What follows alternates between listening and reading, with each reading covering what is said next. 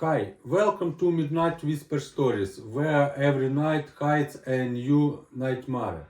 I am the creator behind this channel, and every story he is written, designed, and edited by me. I make these tales to give you chills, escape, and a reason to keep the lights on. Stay till the end.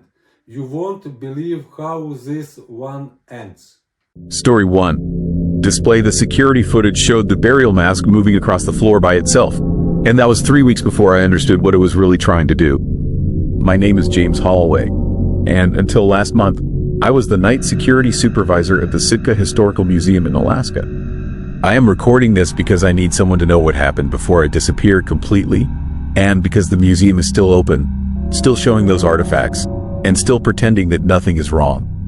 Someone needs to hear the truth about what walks those halls after closing time. I took the job in October, right at the start of the off-season when the cruise ships stop coming and Sitka becomes what it really is. A small town clinging to the edge of the continent, surrounded by rainforest and ocean, built on top of something much older than any Russian or American settlement. The museum sits on Castle Hill, overlooking the harbor, and it houses one of the largest collections of Tlingit artifacts in the state. Burial masks, ceremonial robes, carved totems, and tools that were pulled from graves and sacred sites over the past 150 years. The job was straightforward. Walk the building every 2 hours. Check the security cameras. Make sure the climate control systems were working properly. Keep the artifacts safe. What nobody told me during the interview was that I would be the fourth night supervisor hired in 6 months, or that the previous 3 had all quit without giving notice or explanation. The first week was quiet. I walked my rounds through dim hallways lined with glass cases, past displays of traditional clothing and fishing equipment, through rooms dedicated to Russian colonial history and the transfer of Alaska to the United States. The building creaked and settled the way old structures do, and the heating system made sounds that could have been wind or water moving through ancient pipes. Nothing unusual, nothing that made me want to check over my shoulder. The second week, I started noticing small changes. Objects that had been in one position during my first round would be slightly moved by the time I came back through. A ceremonial dagger turned 45 degrees in its case. A burial mask facing a different direction. A woven basket sitting 2 inches to the left of where I remembered seeing it. I made notes and assumed the building was settling, causing the display platforms to shift. Or maybe the climate control system was creating enough vibration to move lightweight objects. But the changes kept happening, and they were always in the same section of the museum. The Tlingit burial room. This room was different from the rest of the exhibits. It was smaller, dimmer, and it had a quality that made my skin prickle every time I entered. The artifacts inside had all been recovered from burial sites. Grave goods meant to accompany the dead into the next world. Masks that had been placed over the faces of clan leaders. Robes that had been wrapped around bodies before they were cremated or placed in carved burial boxes. Everything in that room had been touching the dead. On my third week, I started reviewing the security footage. The museum had cameras in every room, recording continuously on a 30-day loop. I pulled up the overnight footage from the burial room and watched it on fast forward, looking for evidence of the changes I had been documenting. The objects were moving, not continuously, and not in any pattern I could predict, but they were definitely moving. I watched a burial mask slide 3 inches across its pedestal between 2:15 and 2:47 in the morning. I watched a ceremonial staff roll onto its side with no external force applied to it. I watched a carved raven rattle move from the left side of its case to the right side during a period when the camera showed no human presence, no vibration, nothing that could explain the displacement. I should have quit that night. I should have walked out and never come back. But I had student loans and rent, and I had convinced myself that I was seeing camera glitches or digital artifacts. I was rationalizing something that had no rational explanation because the alternative was too disturbing to accept. The objects were not just moving. They were rearranging themselves, forming patterns. I noticed it first on a Monday night during my midnight round. The burial masks, which had been displayed in a straight line along the back wall, had been repositioned into a circle. All of them facing inward, as if looking at something in the center of the room that I could not see. The case locks were still secure. The alarm had not been triggered. But the masks had moved. I stood there staring at the arrangement for 10 minutes, trying to make sense of it. Then I took photographs and reset them to their proper positions. It took me nearly an hour to get everything back the way it was supposed to be, and my hands were shaking the entire time. Touching those masks felt wrong. The wood was cold, colder than the climate-controlled air around me, and there was a texture to them that reminded me of skin that had been frozen and thawed too many times. The next night, they were in a circle again, and this time, one of the masks was facing outward, facing the door, facing the exact spot where I would enter the room. I contacted the museum director the following morning. She listened to my report with the kind of strained patience that told me she had heard this before. She asked if I had been sleeping enough, if I was finding the isolation difficult, if I wanted to take a few days off to rest. When I showed her the photographs, she studied them for a long moment and then suggested that perhaps we had a structural issue causing the displays to shift. She would have maintenance check the building, its foundation. But before I left her office, she said something that made my blood run cold. She told me that the Tlingit community had requested the return of these artifacts multiple times over the past 2 decades. They claimed the items should never have been removed from their burial sites. They said that disturbing the dead in this way was creating an imbalance, and that the spirits were becoming restless. The museum had refused the requests, citing the historical and educational value of the collection. She said this casually, as if it was just another administrative detail. But I saw something in her eyes that told me she believed what the Tlingit elders were saying. She knew something was wrong with that room. That night, I set up my laptop in the security office and watched the burial room camera feed in real time. I was determined to catch whatever was causing the movements, to document it properly and prove that something was happening beyond equipment malfunction or my imagination. At 1:37 in the morning, I saw it. A figure moved across the camera frame, tall and thin, dressed in traditional Tlingit regalia, moving with a gliding motion that looked wrong even through the grainy security footage. It passed through the display cases without opening them, reached inside, and began rearranging the artifacts. The burial masks turned in their mounts. The ceremonial objects shifted position. And all of it happened in complete silence, with no alarms triggered, no physical evidence of intrusion. The figure worked for 11 minutes. Then it turned toward the camera, and I got a clear view of its face. It was wearing one of the burial masks from the collection. But underneath the mask, I could see something else. Something that was not human and had never been human. Something that existed in the space between what we call alive and what we call dead. It raised one hand and pointed directly at the camera, directly at me, watching from 2 floors away. Then it dissolved into shadow and was gone. I sat frozen in my chair, my heart hammering so hard I thought I might pass out. The screen showed an empty room with slightly rearranged artifacts. Nothing moved, nothing breathed, but I knew with absolute certainty that I had just seen something that should not exist, and that it was aware of me. I ran my next patrol early, driven by a combination of terror and compulsion. I needed to see that room with my own eyes, to confirm that what I had witnessed on camera was real. The hallways felt longer than usual, darker, as if the building itself was resisting my approach. When I reached the burial room door, I found it standing open. I had locked it myself 3 hours earlier. I was certain of this. But now it was open, and the lights inside were off. I could see the display cases in the ambient light from the hallway, and I could see that the artifacts had been rearranged again.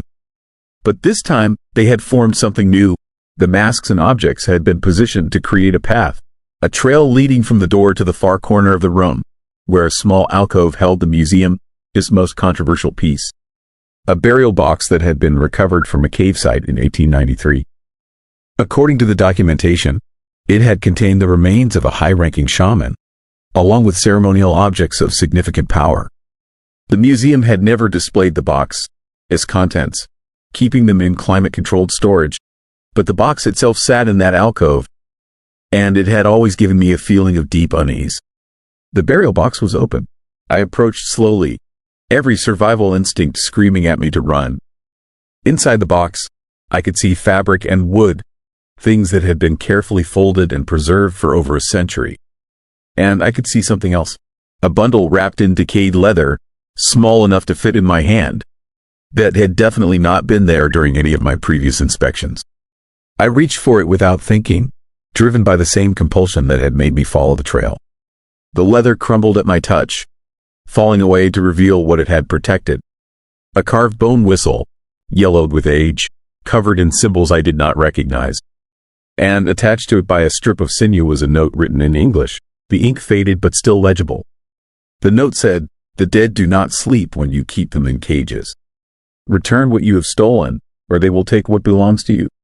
The lights went out, not just in the burial room, but throughout the entire building. The emergency lighting did not activate. I was standing in absolute darkness with an open burial box and a whistle that had been placed there by something that could move through locked doors and sealed cases. Then I heard the sound. Footsteps coming from every direction at once. Slow and deliberate, moving through the museum's corridors. And underneath the footsteps, a low humming that might have been wind or might have been voices chanting in a language older than the building that contained them. I ran. I crashed through the darkness, using my phone, this flashlight to navigate, heading for the exit as fast as my legs would carry me. Behind me, I heard the display cases shattering, not breaking from force, but exploding outward, as if something inside them was finally free and furious. The humming grew louder, became a roar, and I felt pressure building in the air like the moment before a thunderstorm breaks. I made it to the door and slammed through it into the cold October night. The building behind me was completely dark, a black shape against the darker sky. And in every window, I could see figures standing. Dozens of them, maybe hundreds, all wearing the artifacts that had been taken from their graves. All watching me run. I called the police from my car. They arrived within 10 minutes and entered the building with flashlights and drawn weapons. They found the burial room destroyed, every case smashed, every artifact scattered across the floor. But nothing was missing. The objects were all still there, just displaced, as if they had been thrown by a violent force. The security footage from that night showed nothing. Every camera had stopped recording at exactly 1:37, the moment I saw the figure in traditional dress. When they came back online 4 hours later, the burial room was already destroyed. The museum director called me 2 days later. She thanked me for my service and said they would not need me to return. They were closing the burial room indefinitely and beginning negotiations with the Tlingit Tribal Council to return the artifacts to their rightful guardians. She asked me not to speak publicly about what had happened, offering me a severance package that would cover 3 months of salary. I took the money and moved to Seattle. But here's what I cannot tell anyone officially, what I need someone else to know. The bone whistle came home with me. I do not remember picking it up, do not remember putting it in my pocket, but when I emptied my jacket later that night, there it was. And every night since then, I hear the humming. It starts just after midnight, a low vibration that seems to come from inside the walls. And I see figures standing in the corners of my apartment, watching me with eyes that reflect light like polished stone. They are waiting for something. I think they want me to blow the whistle. I think it is a key or a summons, something that will call them fully into this world or release them back into theirs. But I do not know what will happen if I do. I do not know if it will end this haunting or make it infinitely worse. So here's my question for you. If you took something that did not belong to you, something sacred that was meant to stay with the dead, would you try to return it? Would you risk whatever consequences might come from acknowledging what you had done? Or would you keep it hidden and hope that eventually the spirits would forget about you? Because I am running out of time to decide. The humming is getting louder every night. And this morning, I found a circle of ashes around my bed, as if someone had been standing there while I slept, marking me for something I do not want to understand. What would you do? Would you blow the whistle? Or would you spend the rest of your life pretending you cannot hear the dead calling your name? Story 2. Session: The frozen footprints appeared again last night, and this time they led straight to my office door. My name is Catherine Morrison, and I have worked as a legislative aide in the Alaska State Capitol building in Juneau for 9 years. I am telling you this story because I am leaving my job, leaving this city, and leaving Alaska entirely. And I need someone to understand why, because the official explanation I gave my supervisor is not the truth. The truth is that I have been working in a building haunted by a man who refuses to accept that he died 70 years ago, and last night he finally noticed me. The Capitol building sits on 4th Street in downtown Juneau, a limestone and marble structure that has housed Alaska as government since 1931. It is old by Alaska standards, built when the territory was still struggling toward statehood, and it carries the weight of that history in every corridor and chamber. The building has always felt heavy to me, oppressive in a way I could never quite explain. Like the walls remember things they should not. I started noticing the footprints during my second winter. They would appear overnight, always after heavy snowstorms, always in the same section of the 4th floor where the old legislative offices are located. Wet impressions on the marble floor, the kind you get when someone walks inside with snow-covered shoes. But these prints were different. The water was frozen solid, turned to ice in the shape of dress shoes from another era.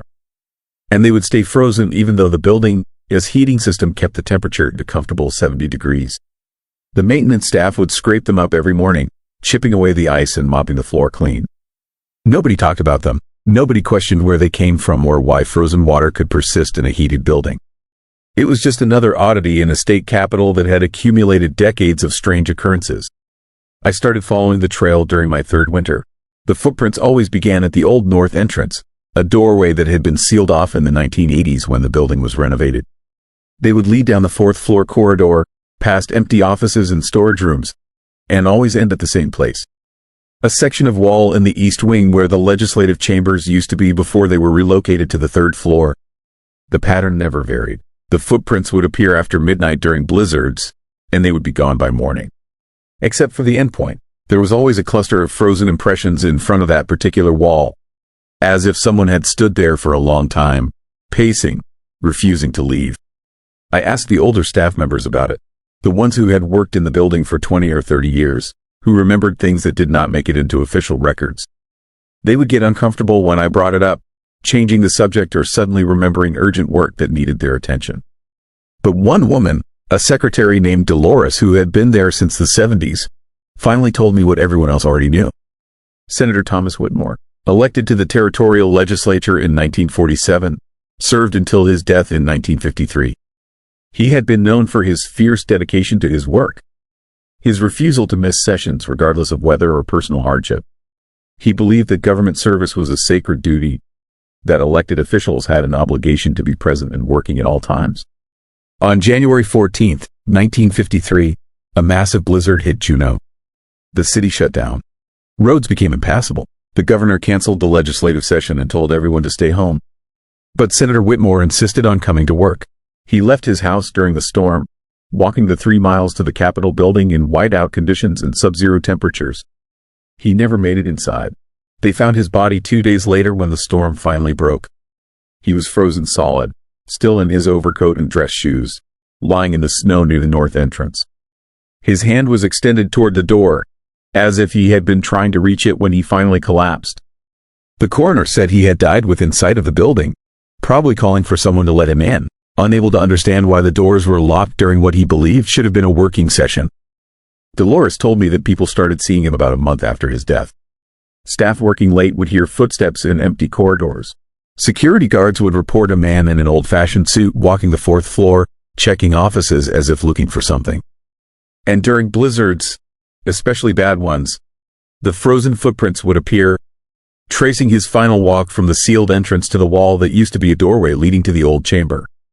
She said he was angry, that whatever remained of Senator Whitmore could not accept that he had failed in his duty, that he had died before reaching his post. He was still trying to get to the session, still trying to fulfill his obligation, trapped in the moment of his death and replaying it endlessly. I should have left my job then. Should have found work in a building that was not haunted by a man who had frozen to death trying to do his job. But I was pragmatic, and I needed the salary, and I told myself that ghost stories were just stories.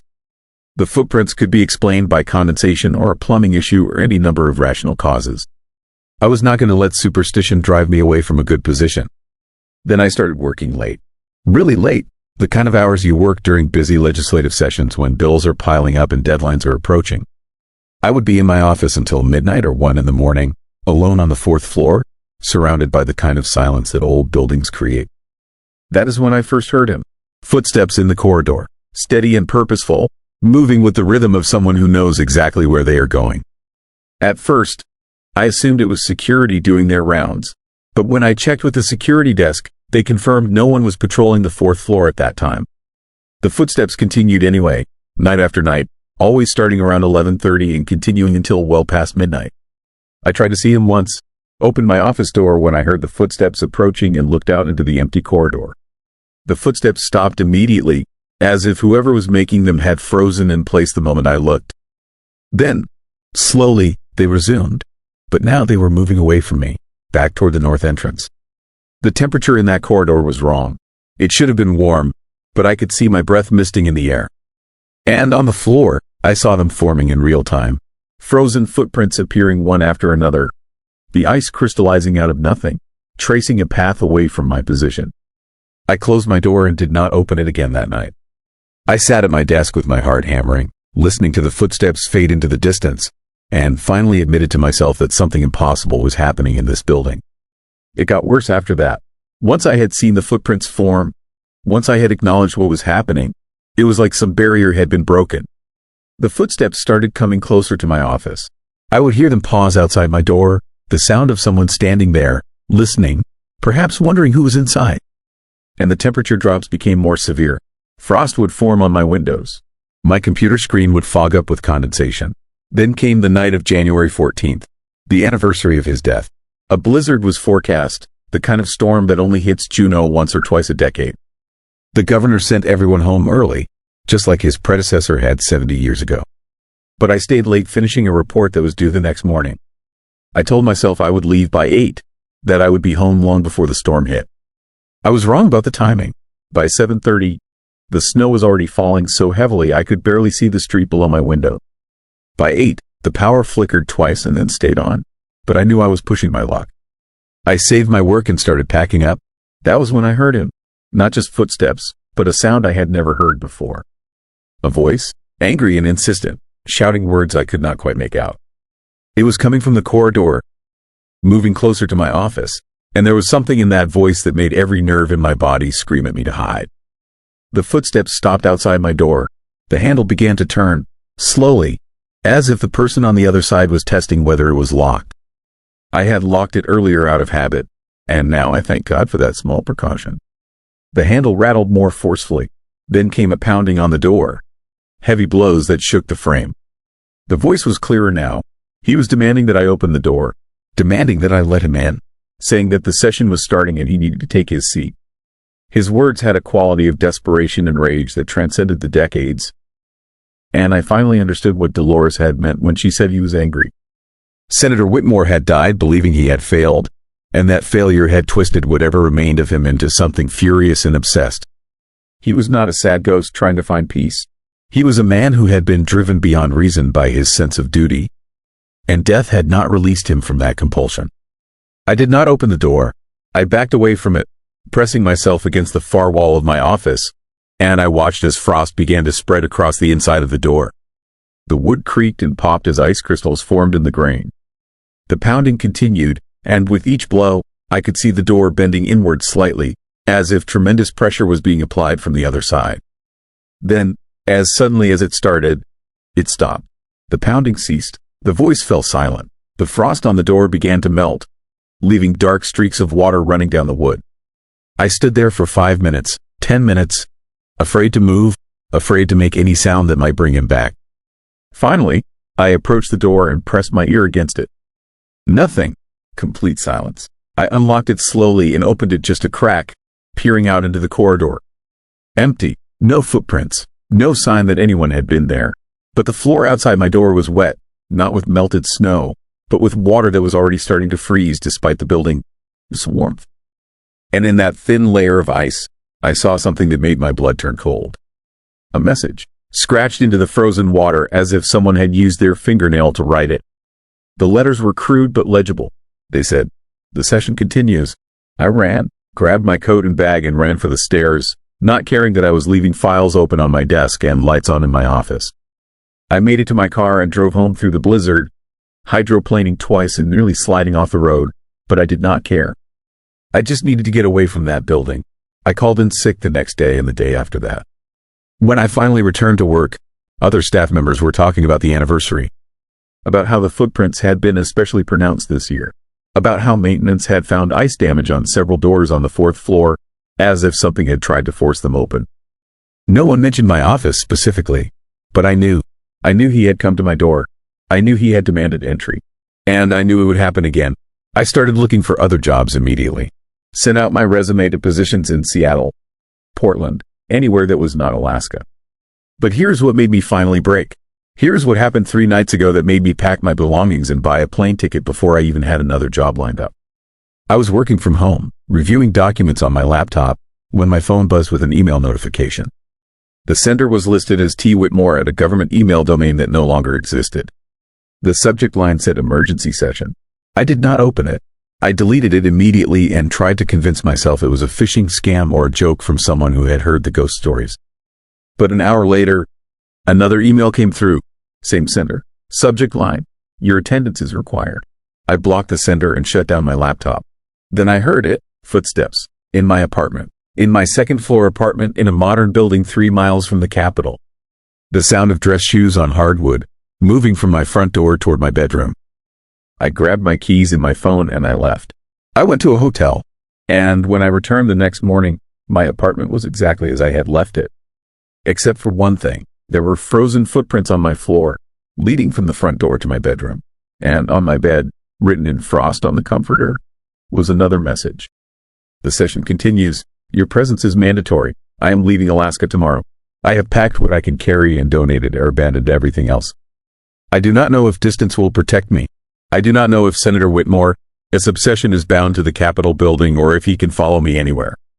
All I know is that he has noticed me, and he believes I am part of his eternal session, and I cannot stay in a place where a dead man can walk into my home and demand that I fulfill a duty that is not mine.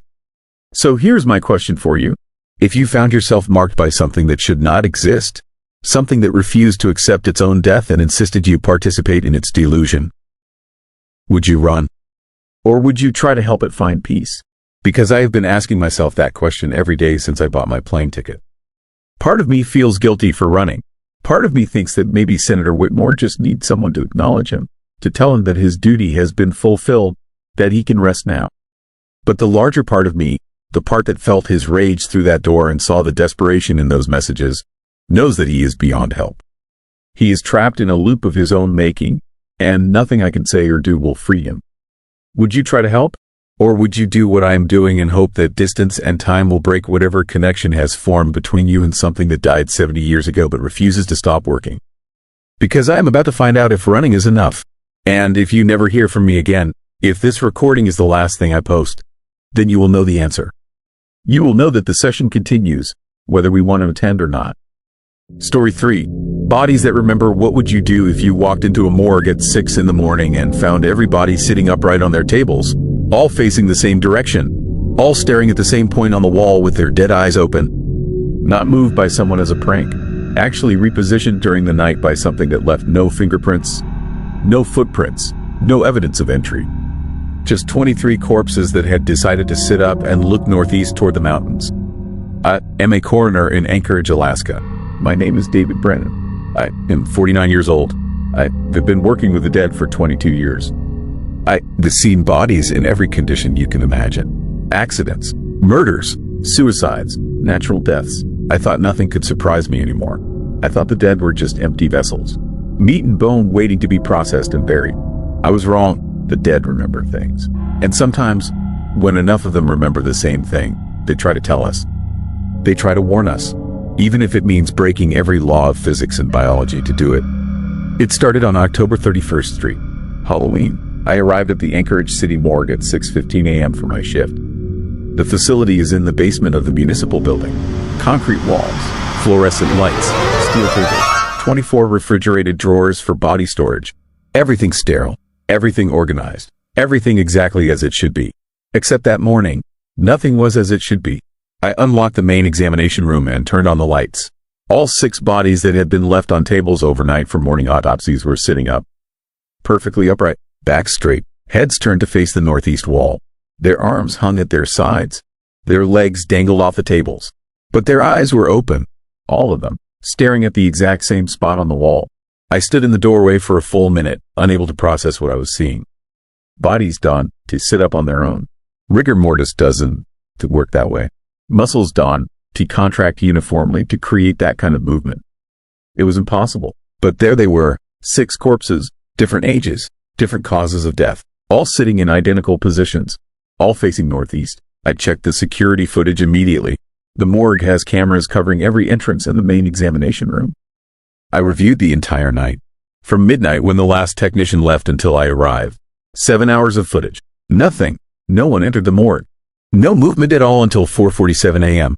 Then, in the space of a single second, between one frame and the next, all 6 bodies went from lying down to sitting up. Not gradually, instantly, like someone had pressed a button and they all snapped into position simultaneously. I watched that transition 20 times. Tried to find evidence of tampering. Video editing, some technical glitch. But the timestamp was continuous. The footage was clean. One moment they were lying down. The next moment they were sitting up. No movement in between.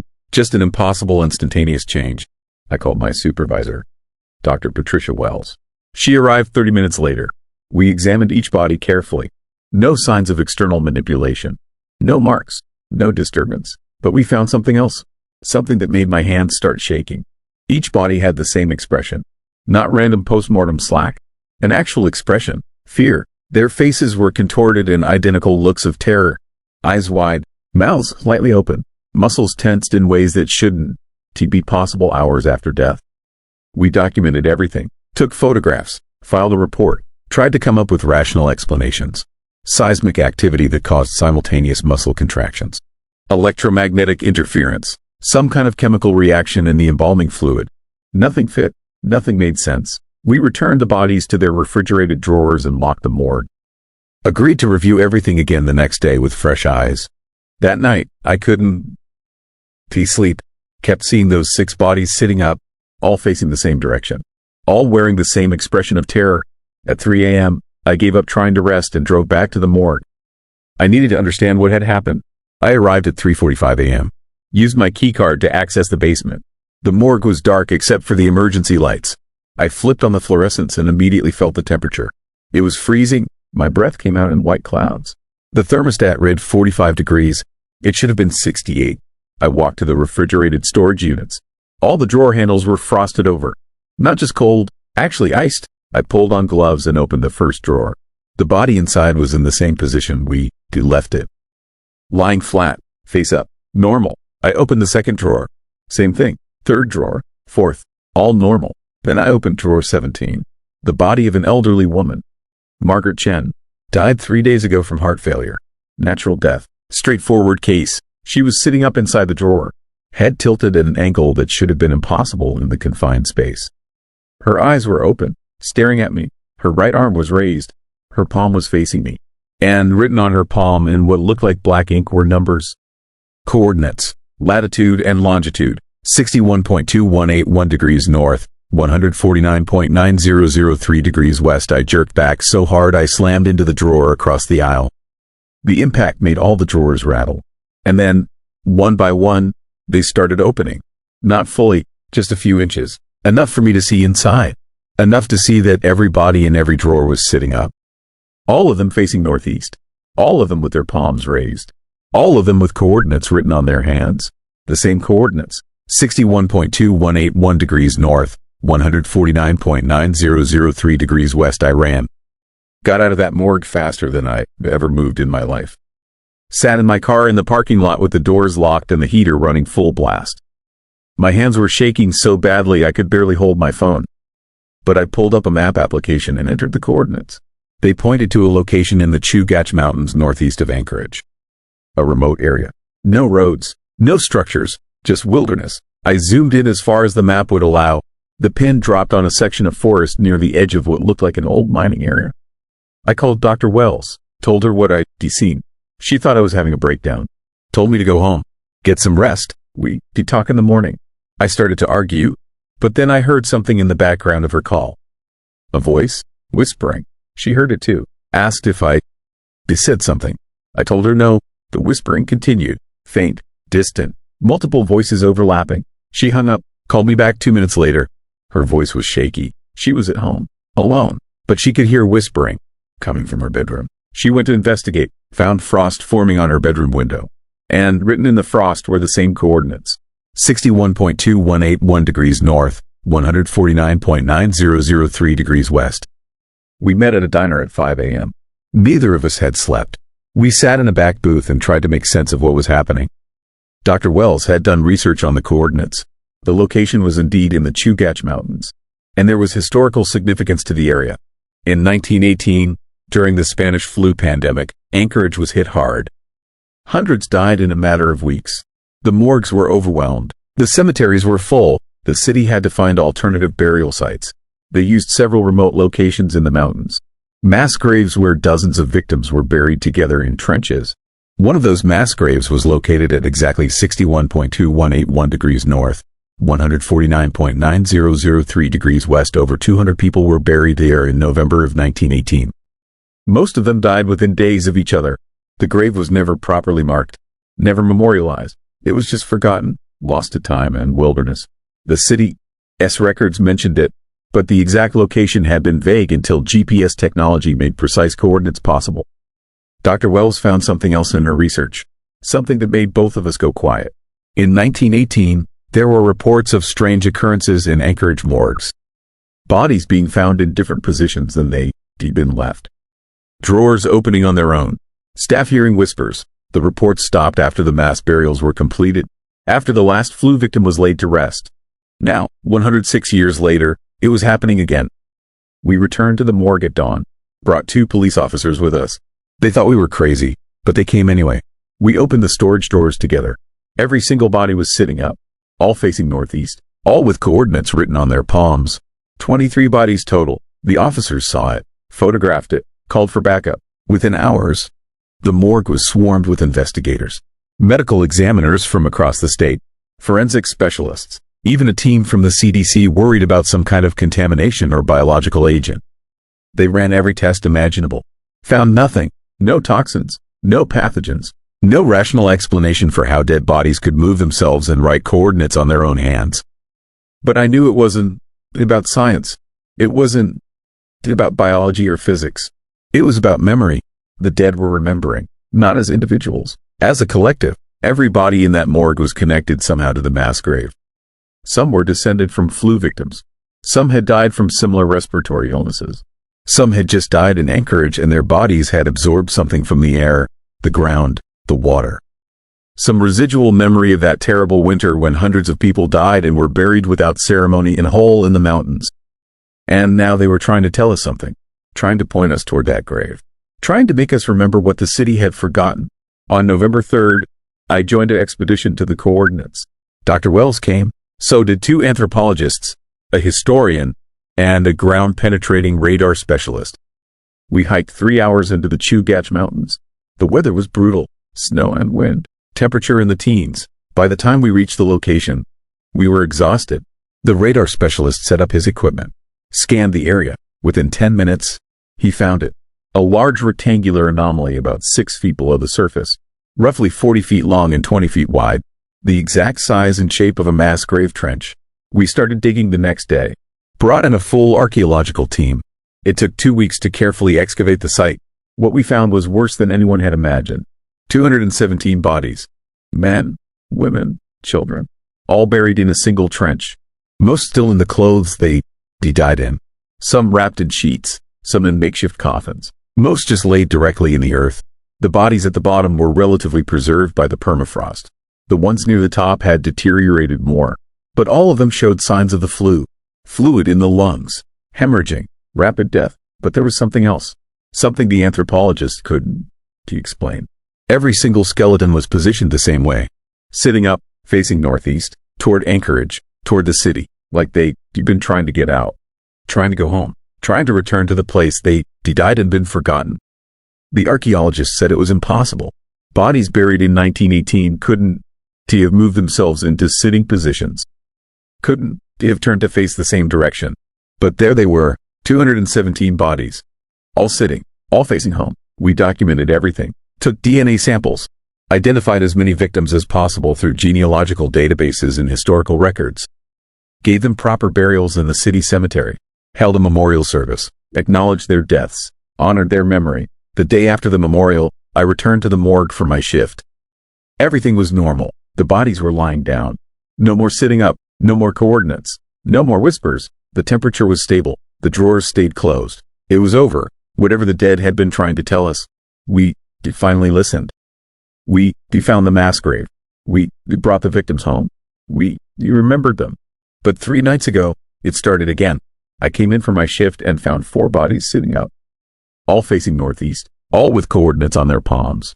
Different coordinates this time. 61.5931 degrees north, 149.4391 degrees west, another location in the mountains. Further north, more remote.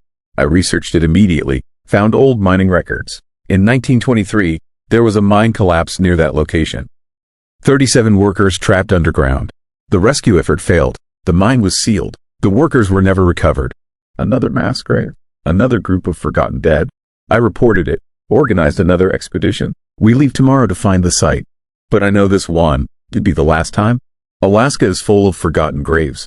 Native villages wiped out by disease. Miners who died in accidents. Settlers who froze during harsh winters. All of them buried and forgotten. All of them sitting in the frozen ground. Waiting, remembering, trying to tell us where they are. And the morgue is their messenger. Every body that comes through those doors becomes part of the network. Part of the collective memory. A voice for the forgotten dead. A finger pointing toward the places we tried to erase from history. I don't sleep well anymore, because I know what is coming. There are hundreds of mass graves scattered across Alaska, thousands of forgotten people, and they were all waking up, all remembering, all trying to guide us to where they rest. The bodies in my morgue will keep sitting up, keep pointing, keep writing coordinates on their palms, and I'll keep following those coordinates. Keep digging, keep trying to bring them all home, because I learned something from those 217 flu victims. The dead dawn. Do you forget? They wait, and they'll keep waiting, keep trying to communicate, keep breaking the laws of nature itself, until someone finally remembers them. Until someone finally brings them home. So here is my question for you. If you died alone, forgotten, buried in an unmarked grave where no one would ever find you, would your body remember? Would some part of you refuse to stay silent? Would you reach out from beyond death? Use whatever means necessary to make someone remember you existed? I think you would. I think we all would. Because being forgotten is worse than death. Being erased from memory is the real end. And the dead will do anything, absolutely anything, to make sure that doesn't happen. The coordinates are calling. The mountains are full of graves. And the bodies in my morgue are sitting up right now, waiting to show me where to dig next. Story 4. Last customer, I saw him standing at the counter 3 times before I realized he was trying to buy supplies for a hunting trip that ended 86 years ago. My name is Derek Sullivan, and I own the Willow Trading Post, a supply store on the Parks Highway about 70 miles north of Anchorage. I bought the place 2 years ago from a family that had run it since the 1930s. And I thought I was getting a solid business in a good location. What I actually got was a building that refuses to let go of its past, and a customer who has been trying to complete a transaction since 1938. The trading post sits at a crossroads where hunters and fishermen stock up before heading into the backcountry. It is not much to look at. A single-story log building with a covered porch, creaky floorboards, and shelves stocked with everything from ammunition to camping gear. The previous owners had kept a kerosene lantern burning in the front window every night, and when I asked why, they said it was tradition. They made me promise to keep it lit. Said it was important, though they would not explain why. I agreed because it seemed harmless, and because old-timers in Alaska take their traditions seriously. I did not think much about it until the first time I saw him. It was late September, just after sunset, during that time of year when darkness comes early and the temperature drops fast. I was restocking shelves in the back when I heard the front door open. The old brass bell above it rang once, clear and sharp in the quiet store. I called out that I would be right there and finish what I was doing before heading to the counter. The store was empty. The front door was closed. The bell hung motionless, but there were wet footprints on the floor leading from the door to the counter, the kind you get from someone walking through snow or mud. Except it had not been snowing or raining.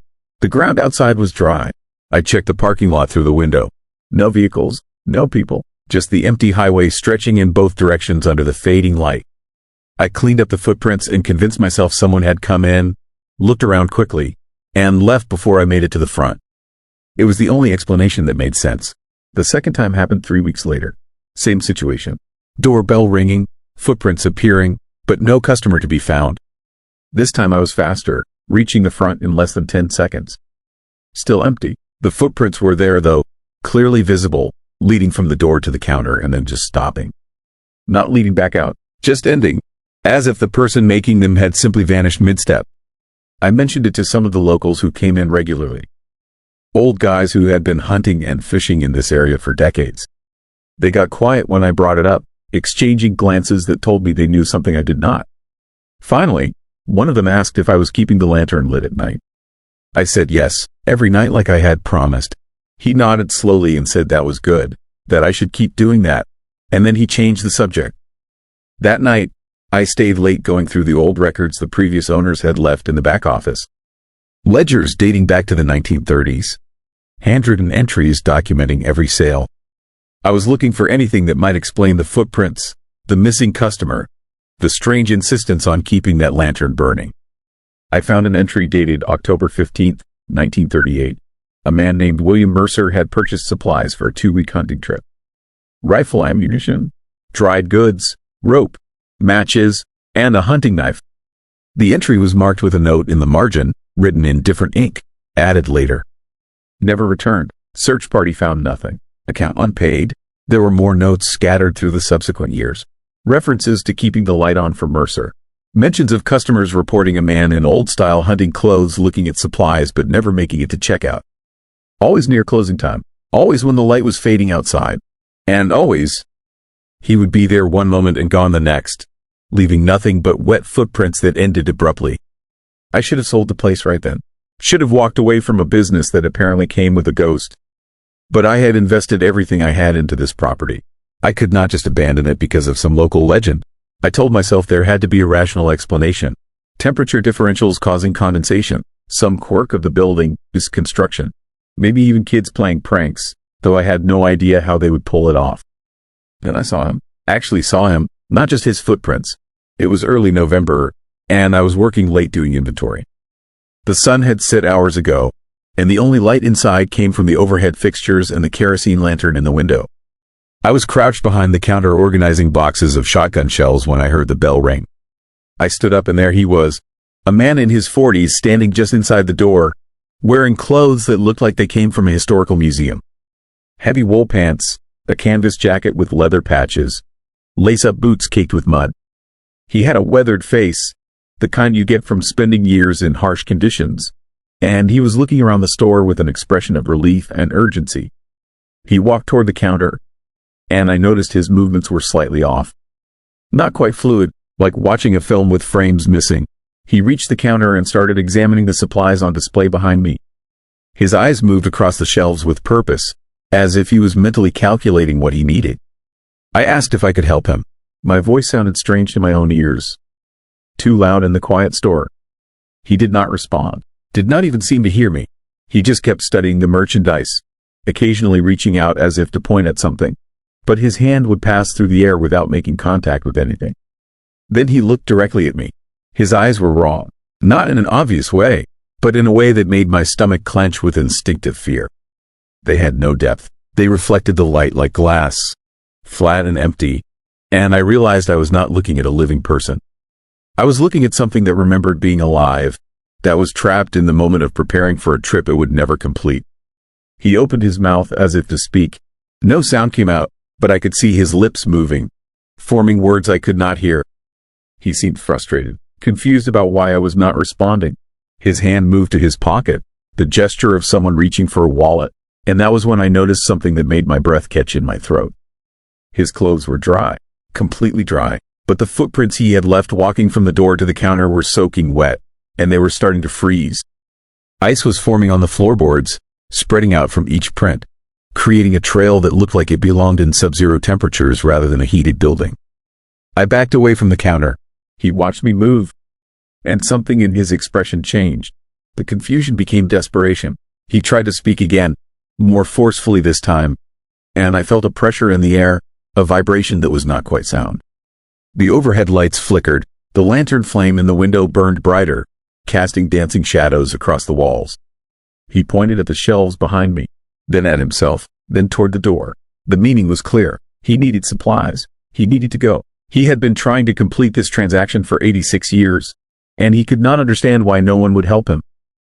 I did not know what to do. How do you sell supplies to a ghost? How do you complete a transaction that should have been finished before I was born? I stood there frozen, literally frozen because the temperature in the store had dropped so dramatically that my breath was misting in front of my face, and I watched as his frustration turned to something darker. The lights went out completely. Only the lantern remained, its flame casting a weak orange glow that barely pushed back the darkness. In that dim light, I saw him change. His form became less solid, more like shadow and smoke, but his eyes remained bright and focused on me. The pressure in the air increased, and I felt a cold that went deeper than temperature, a cold that felt like absence, like the void left when something living becomes something else. He moved toward me, not walking this time, but gliding, his feet no longer touching the ground. The frozen footprints on the floor began to glow with a faint blue light, and I realized they were not just ice. They were a trail, a path he had been walking for decades, trying to get somewhere he could never reach. I ran to the back office and locked the door. I could hear him outside, or rather I could feel him. The presence that had filled the store was now concentrated, focused, pressing against the thin barrier between us. The office temperature dropped until I could see frost forming on the inside of the door, and I knew it would not hold him if he really wanted to get through. Then I remembered the ledger, the entry about his unpaid account. I grabbed the old book from the shelf and found the page, my hands shaking so badly I could barely turn the paper. October 15th, 1938. William Mercer, account unpaid. I did not have a pen from that era, but I had a pencil. I drew a line through the unpaid notation and wrote next to it, account settled in full. No balance owed, and I signed it with my name and the date. The pressure stopped immediately. The cold began to fade. I sat there in the dark office for another 10 minutes before I found the courage to unlock the door and step back into the store. The lights came back on as soon as I flipped the switch. The temperature was normal. The floor was dry where the frozen footprints had been, but the lantern in the window had gone out. For the first time in over 80 years, according to the locals, the Willow Trading Post, this lantern was dark. I thought that would be the end of it. I thought that by settling his account, by acknowledging what he was owed, I had freed him to move on. And maybe I did. Maybe William Mercer finally got to complete his transaction and head out on the hunting trip he had been preparing for since 1938. But here's what keeps me awake at night. Here's what I found the next morning when I opened the store. Sitting on the counter, arranged neatly in a row, were the exact items from his original purchase. Rifle ammunition, though the caliber has not been manufactured since the 1940s. Dried goods in packaging I had never stocked. Rope of a type 1 did not recognize, and a hunting knife with a bone handle lying on top of a handwritten note. The note was dated October 15th, 1938, and it said, "Thank you. I can go now, but I need you to understand something. I did not get lost on that hunting trip. I got lost trying to come back.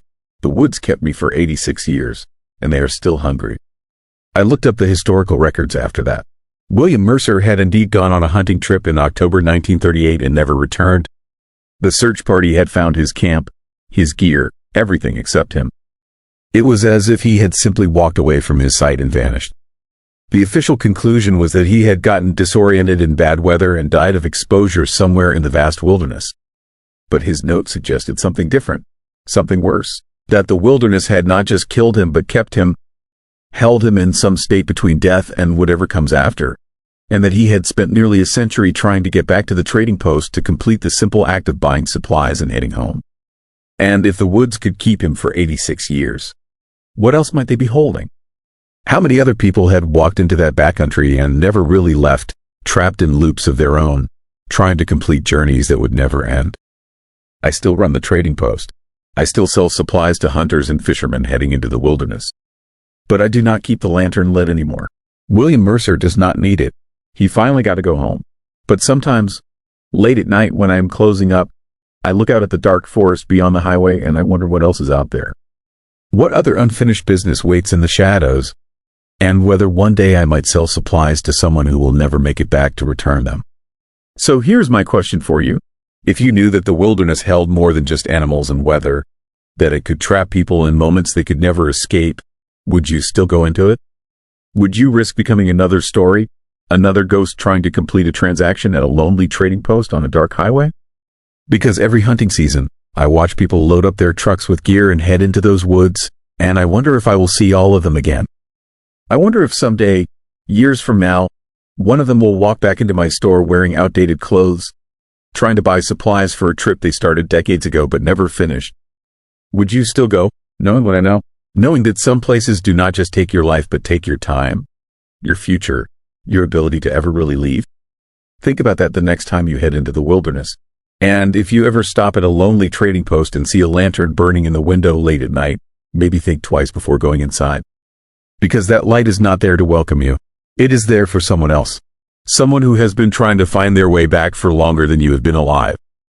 Story 5. Patroller who never left. Have you ever been rescued by someone who shouldn't to exist?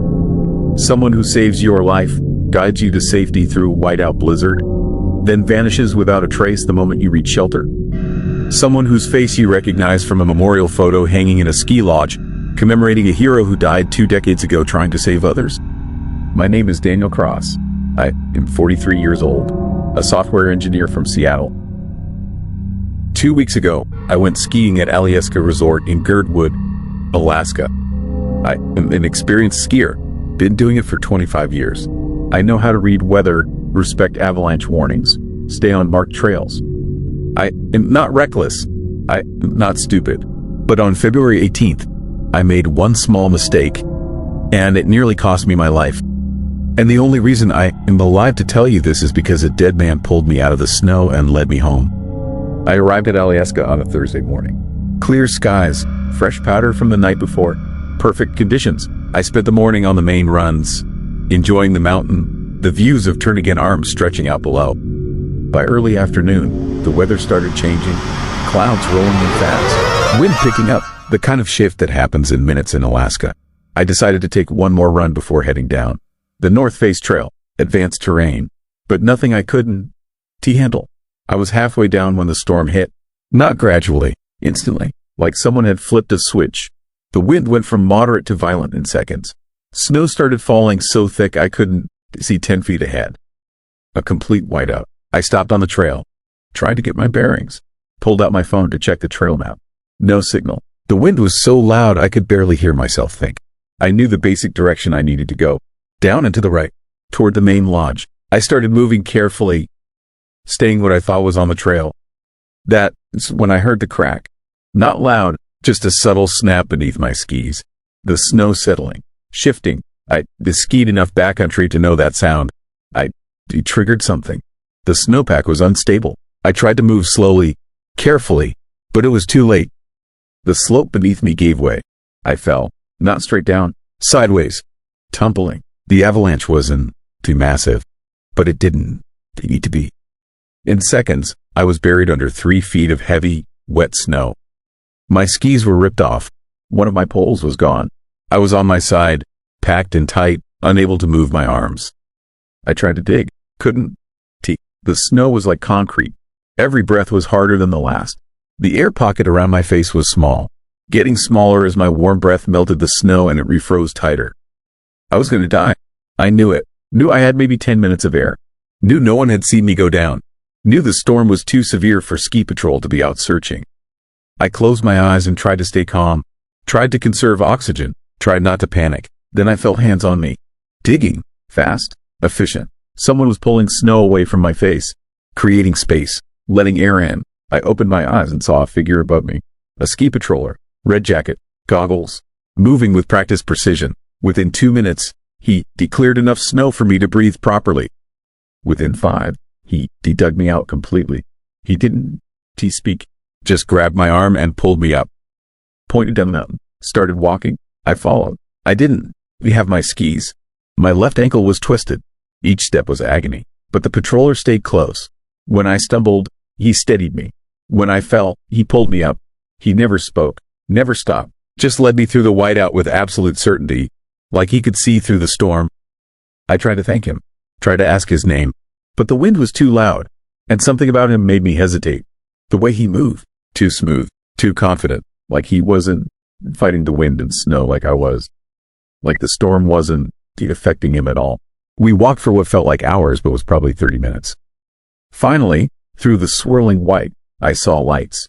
The main lodge, warm and glowing through the blizzard. I turned to thank the patroller, to shake his hand, to buy him a drink, to tell him he saved my life. He was gone. I spun around, looked in every direction. Nothing. Just white, just wind. No tracks. No sign anyone had been standing next to me seconds ago. I shouted into the storm. No response. I stumbled into the lodge. The staff rushed over, got me warm, called a doctor to check my ankle. It was sprained but not broken. I told them about the patroller. Described him. Red jacket, tall, moved like he knew every inch of the mountain. They looked at each other with expressions I couldn't read. One of them, a woman named Sarah who worked the front desk, asked me to describe him more specifically. I told her everything I could remember. The way he dug me out. The way he led me through the storm without hesitation. The way he disappeared. She went pale, excused herself, came back 5 minutes later with an older man, the mountain manager. His name was Tom. Tom asked me to follow him, led me to a hallway near the patrol office. On the wall were photos, memorial photos, ski patrollers who died on the mountain over the decades. He pointed to one. The photo showed a man in his 30s, red patrol jacket, strong features, confident smile. The plaque beneath read, James Holloway 1968-2004, died, saving others. It was him, the man who pulled me out of the snow, the man who led me to safety. Every detail matched, the face, the build, the way he carried himself. But James Holloway had been dead for 20 years. Tom sat me down, told me the story. James Holloway had been Alaskan as head of ski patrol, the best they ever had. He knew the mountain better than anyone, could navigate in any conditions, had saved dozens of lives during his career. On January 12, 2004, during a massive storm, a group of teenage skiers had gotten lost in the backcountry. James went out to find them. He located them, started leading them back. But another avalanche hit, bigger than the first. James pushed the kids to safety, got all 4 of them clear. But he didn't make it out. They found his body 3 days later, buried under 15 feet of snow, still wearing his patrol jacket, still holding his radio, still trying to call for help. Since his death, there had been reports. Skiers lost in storms who were guided to safety by a patroller who vanished before they could thank him. People trapped in avalanches who felt hands digging them out, only to find themselves alone when they surfaced. Always during the worst storms. Always when someone was in real danger. Always fitting James' description. Tom said most people dismissed it as shock, hypothermia-induced hallucinations, grateful minds creating a savior figure. But he'd been working at Alaska for 30 years. He heard too many identical stories. Too many perfect descriptions of James. Too many impossible rescues where people survived situations they shouldn't have. I didn't know what to believe. I am a logical person. I deal with data and code. I don't believe in ghosts. But I couldn't explain what had happened. Couldn't explain how someone dug me out when no one else was on the mountain. Couldn't explain how I found my way through a complete whiteout to the exact location of the log. I went back to my hotel that night. Couldn't sleep. Kept seeing James' face in the photo. Kept feeling those hands pulling me out of the snow. At 2 a.m., I gave up and started researching. Found articles about James' death. Found interviews with the teenagers he saved. Found his obituary. Found memorial posts from other patrollers who worked with him. One article mentioned something I hadn't heard. In the days before he died, James had told his wife he had a strange feeling. Like something was coming. Something big. He checked and double-checked all the avalanche equipment. Made sure every beacon and probe was functional. Made sure every patroller knew the emergency protocols. Like he was preparing for something specific. His wife said he seemed almost peaceful about it. Like he accepted something the rest of them couldn't. DC. The teenagers he saved all said the same thing in their interviews. James had appeared out of nowhere. Led them with absolute confidence. Never seemed worried or scared. Just focused, determined. When the second avalanche hit, he looked at them and smiled. Actually smiled. Then he pushed them toward safety and turned back into the wall of snow. They said it looked like he was walking toward something. Not running away, walking forward, into the avalanche, like he was meeting it, like it had been waiting for him. I spent 3 more days in Girdwood. Couldn't leave. Something was pulling at me. I kept going back to the lodge, looking at James' photo, trying to understand. On my last day, I hiked up to the site where James had died. There is a small memorial there. A wooden cross, his patrol jacket preserved behind glass. Fresh flowers even in February. People still remember him, still honor him. I stood there in the cold and tried to make sense of it. Tried to rationalize what had happened to me, but I couldn't, because the evidence was undeniable. I'd been dying. Someone had saved me. That someone matched every detail of a man who had been dead for 20 years. And I wasn't the first. I wouldn't be the last. That night, back at the lodge, I met one of the current ski patrollers. A guy named Mike who worked at Alaska for 15 years. I asked him about James, about the stories. Mike looked around to make sure no one else was listening. Then he told me something that made my blood run cold. Every member of the current patrol team has encountered James at least once. Not as a ghost, not as a vision, as a presence, a feeling.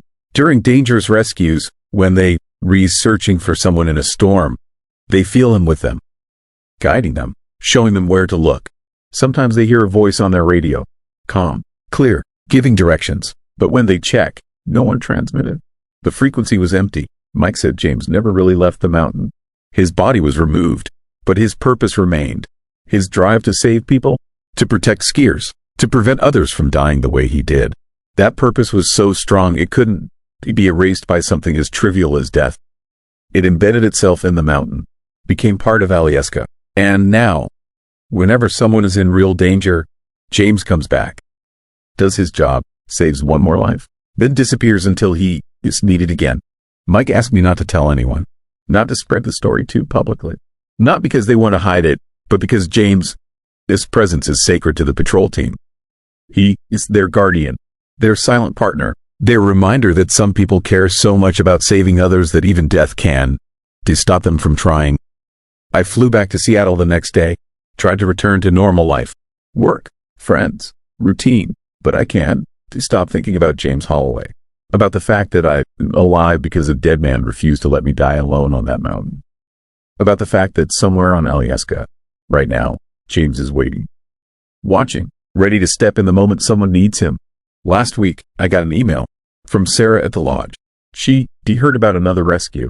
A snowboarder caught in an avalanche during a storm, dug out by a patroller who disappeared before anyone could get his name. Red jacket, tall, moved with confidence and certainty. The snowboarder described him perfectly, right down to the way he smiled as he pulled her from the snow. Like saving people was the most natural thing in the world. James saved his 5th life since I left Girdwood, his 137th since he died in 2004. Sarah keeps a private log. Every confirmed rescue that matches his description. Every impossible save. Every time someone survives something they shouldn't have. She marks them down, honors them, makes sure James' work isn't forgotten. I am planning to go back to Alaskan next month. Not to ski, to volunteer with the patrol training program. Because James taught me something. Saving lives doesn't end when your heart stops. Purpose doesn't die when your body does. If you care enough, if you commit yourself completely to protecting others, that commitment becomes immortal. It outlasts flesh and bone. It becomes part of the mountain itself. And maybe, just maybe, if I dedicate myself to helping others the way James did, I'll feel his presence again. I'll know he is still out there, still watching, still protecting, still doing the job he loved so much that not even an avalanche could stop him from showing up for his next shift. So here, it's my question for you. If you died doing something you loved, something that helped people, would your purpose be strong enough to outlast death? Would you come back again and again to finish what you started? Would you refuse to rest until every person who needed saving was brought home safe? I think James Holloway would tell us that true dedication never dies. That the best of us leave something behind that can be buried or erased. That some heroes never stop being heroes, no matter what side of the grave they on. And somewhere on Alaskan Mountain, in the middle of the next storm, when a skier is trapped and scared and running out of time, James will appear. He'll dig them out. He'll lead them home. And then he'll vanish back into the snow, waiting for the next person who needs him. Because that is what heroes do. They save people, even when saving people costs them everything. Even when it costs them forever. Story 6. Soldotna Diner. This night waitress, she refilled my coffee 3 times before I noticed she was not breathing. No rise and fall of her chest. No fog on the window when she leaned past me to wipe down the table. Just stillness wrapped in a pale blue waitress uniform that looked like it had not been updated since the 70s. I have driven trucks across Alaska for 19 years. I have stopped at the Moose Creek Diner in Soldotna more times than I can count. But I had never seen her before. And after what happened that night in February, I will never stop there again. Because some roads have rest stops for the living, and some have rest stops for something else entirely. My name is Frank Morrison. I haul freight from Anchorage to the Kenai Peninsula. Fuel, food supplies, building materials, whatever needs moving. It is good money but brutal hours. Most of my driving happens at night when traffic is light and the roads are clear. You learn to love the solitude, the hum of the engine, the empty highways stretching ahead in your headlights. You learn to trust the few places that stay open after midnight. Places where you can get hot coffee and a meal and maybe talk to another human being for 10 minutes before getting back on the road. The Moose Creek Diner has been a fixture on the Sterling Highway for as long as anyone can remember. Small place, maybe 10 tables, counter with stools, kitchen visible through a window behind the register. Open 24 hours. The owner is a guy named Earl Thompson. Mid-60s, runs the place with his wife during the day, hires local kids for the late shift. I know most of them by name. We joke around. They know how I take my coffee.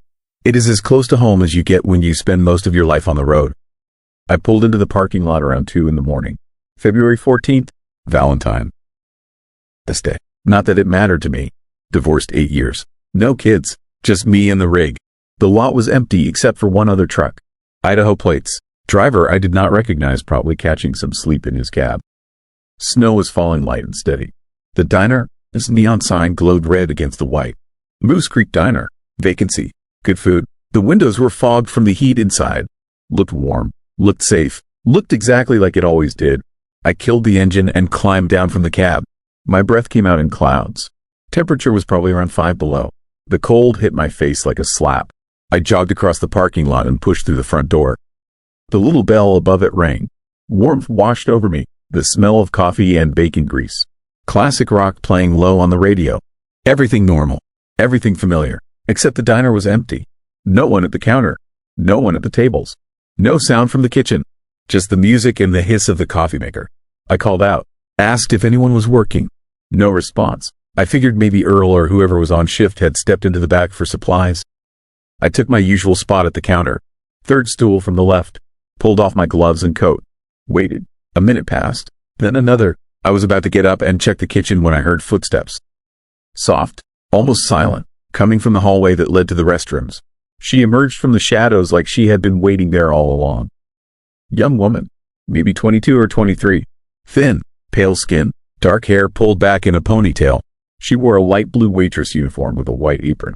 Name tag pinned to her chest. The name was worn and faded, but I could make out Sarah.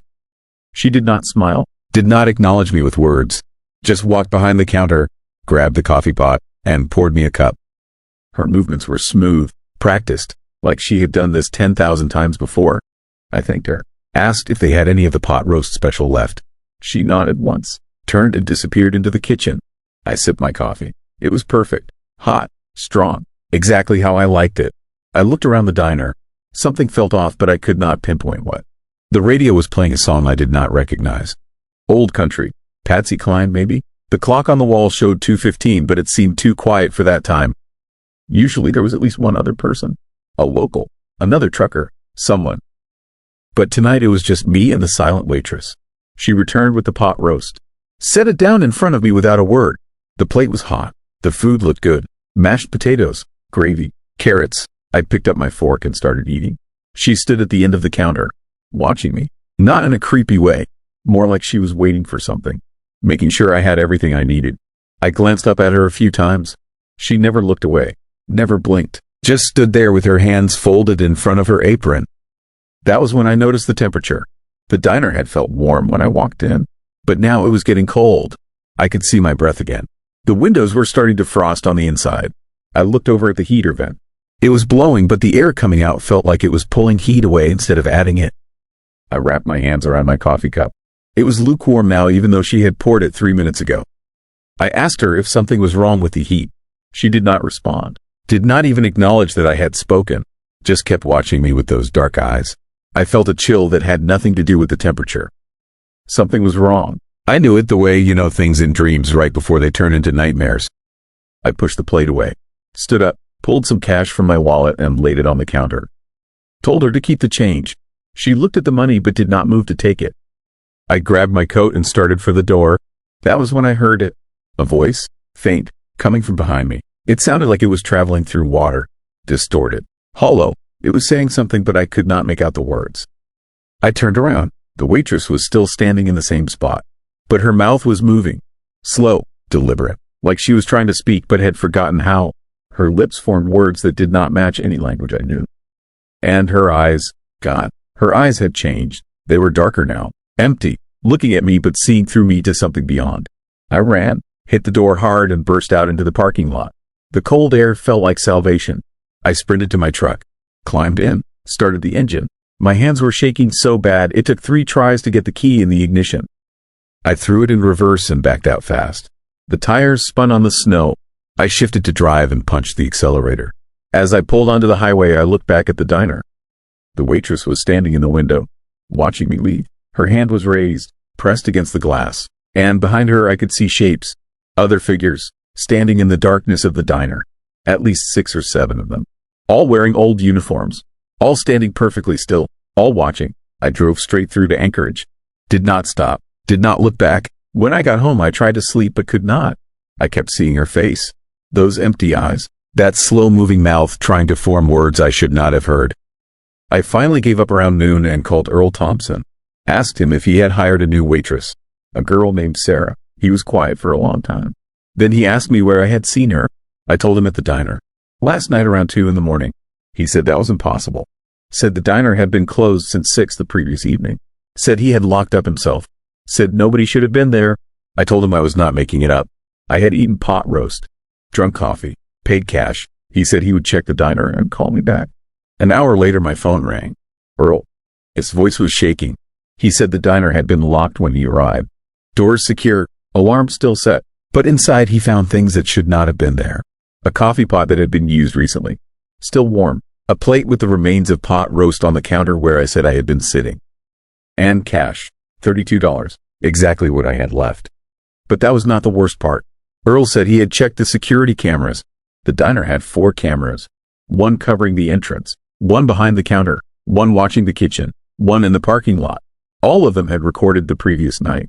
Earl watched the footage. He saw my truck pull in at 2:13. Saw me get out and walk to the door. Saw the door open as I pushed through. But that was where it stopped making sense.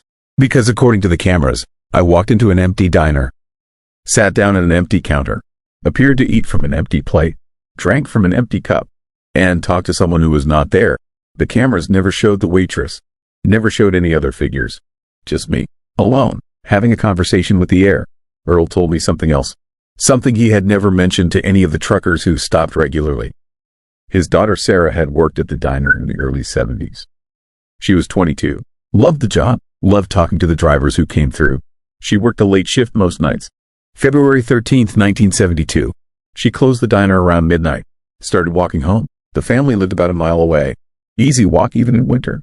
She never made it. Her body was found 3 days later in the woods off the Sterling Highway. Frozen. The police said she had gotten disoriented in a sudden storm, wandered off the road, died from exposure, but Earl never believed it. Sarah knew those roads, knew how to handle the cold, and she had been found wearing her uniform. Still clean, no signs of struggle or panic, just lying in the snow like she had decided to take a nap and never woke up. After Sarah died, strange things started happening at the diner. Lights turning on by themselves, coffee brewing when no one was there, sounds of footsteps in the empty building. Earl tried to ignore it, tried to convince himself it was grief playing tricks. But other people noticed too. Truckers would come in late at night and swear they had been served by a young woman who never spoke, who moved like she was gliding, who poured perfect coffee and made perfect meals and then disappeared into the back without ever asking for payment. The descriptions always matched Sarah. Same hair, same uniform, same sad eyes. Over the years, Earl collected stories, dozens of them, all following the same pattern. Drivers stopping late at night, usually alone, usually around 2 in the morning. All of them encountered the silent waitress. All of them said the diner felt wrong, too cold, too quiet, and all of them noticed the same detail I had missed until Earl pointed it out. The waitress never left footprints, even when walking through fresh snow, even when the floors were wet. She moved without leaving any trace, like she was not quite solid, like she was a memory projected onto the present. But here's what terrified me most. Earl said that every trucker who reported seeing Sarah had something else in common. Within a week of the encounter, something bad happened to them. Accidents, breakdowns in dangerous locations, near misses with other vehicles. 3 drivers had died. 1 crashed on black ice. 1 had a heart attack at the wheel. 1 disappeared entirely. His truck was found abandoned on a remote stretch of highway. No sign of the driver, just his wallet and phone left on the seat, like he had gotten out and walked into the wilderness. Earl believed Sarah was trying to warn people, that she appeared to drivers who were in danger, that she was still working her shift, still taking care of the people who came to the diner. still doing the job she loved even though she had been dead for over 50 years. But the warnings came at a cost, because seeing her meant acknowledging something that existed between life and death. Something that noticed when you crossed that threshold. Something that marked you. I asked Earl what I should do. He told me to be careful. Watch the road. Trust my instincts. And whatever I did, do not go back to the diner between midnight and dawn. Because Sarah was not the only one there anymore. The other figures I had seen in the window. Earl thought they were other people who had died on the Sterling Highway over the decades. Drivers, hitchhikers, lost travelers, all of them drawn to the diner, all of them serving some kind of eternal shift, all of them waiting for the living to join them. I have not driven that road since February. I take longer paths, use more fuel, lose money on the detours. My company thinks I am being difficult. They do not understand. How could they? How could anyone who has not sat in that diner and watched a dead woman pour coffee with hands that have not been warm in half a century? But last week I got a call from another driver, guy named Mike I have known for years. He asked me if I had ever stopped at the Moose Creek Diner late at night. Asked if I had ever met a waitress who did not talk. I told him yes. He said he had been there 3 nights ago. Said the same thing happened to him. Said he saw the figures in the window when he left. And then he told me something that made my blood freeze. When he got back to his truck and looked in the rearview mirror, he saw her, Sarah, standing in his truck bed. Just standing there, watching him drive away. She stayed for 5 miles. Then she was gone. And yesterday Mike called me from the hospital. He had crashed his rig on the Glen Highway. Rolled it twice, walked away with just a broken arm. The investigating officer said he should have died. Said the cab was crushed. Said there was no way anyone could survive. But Mike did. And he swears the reason is because right before the crash, he felt hands on his shoulders. Small hands, pulling him down, protecting him. When the truck stopped rolling and he looked up, he saw her standing outside. Sarah, she was there for just a moment, then she faded into the snow. So let me ask you this. Have you ever been served by someone who did not feel real? Have you ever walked into a place that was too quiet, too cold, too wrong? Have you ever seen someone in your mirrors who should not be there? Because if you have, I need you to tell me in the comments. I need to know how many places like the Moose Creek Diner exist. I need to know how many Sarahs are out there working eternal shifts in diners and gas stations and rest stops across America. And I need to know if they are warning us or claiming us. If they are trying to save the living or recruit us into the ranks of the dead who cannot leave the roads. What would you do if you pulled into a diner at 2 in the morning and the only waitress was someone who died 50 years ago? Story 7. Woman on the Seward Highway. Have you ever picked up a hitchhiker who disappeared from your back seat while you were driving 60 miles an hour, leaving nothing behind but melting snow and the smell of perfume that hasn't been sold since 1965? Have you ever looked in your rearview mirror and seen wet footprints appearing on your seat, one after another, like someone invisible was walking across your upholstery in soaking boots? My name is Richard Paulson. I am 51 years old. I've been driving the Seward Highway between Anchorage and Seward for 30 years. I thought I knew every mile of that road, every curve, every avalanche zone, every dangerous stretch. But 3 weeks ago, I learned that some roads carry passengers you can see. Passengers who died decades ago but still stand on the shoulder with their thumbs out, waiting for someone stupid enough to stop. I picked her up on March 2nd at 7:30 p.m. I was heading south from Anchorage to Seward for a fishing equipment delivery. The highway was empty, just me and the darkness and the mountains rising up on both sides. The road follows Turnagain Arm, hugging the coastline, winding through avalanche zones marked with warning signs and emergency pullouts. I saw her standing at mile marker 79, right in the middle of an avalanche zone, a woman in a bright blue winter coat. She had her thumb out. Her other hand held a small suitcase. Even from a distance, I could see she was soaking wet.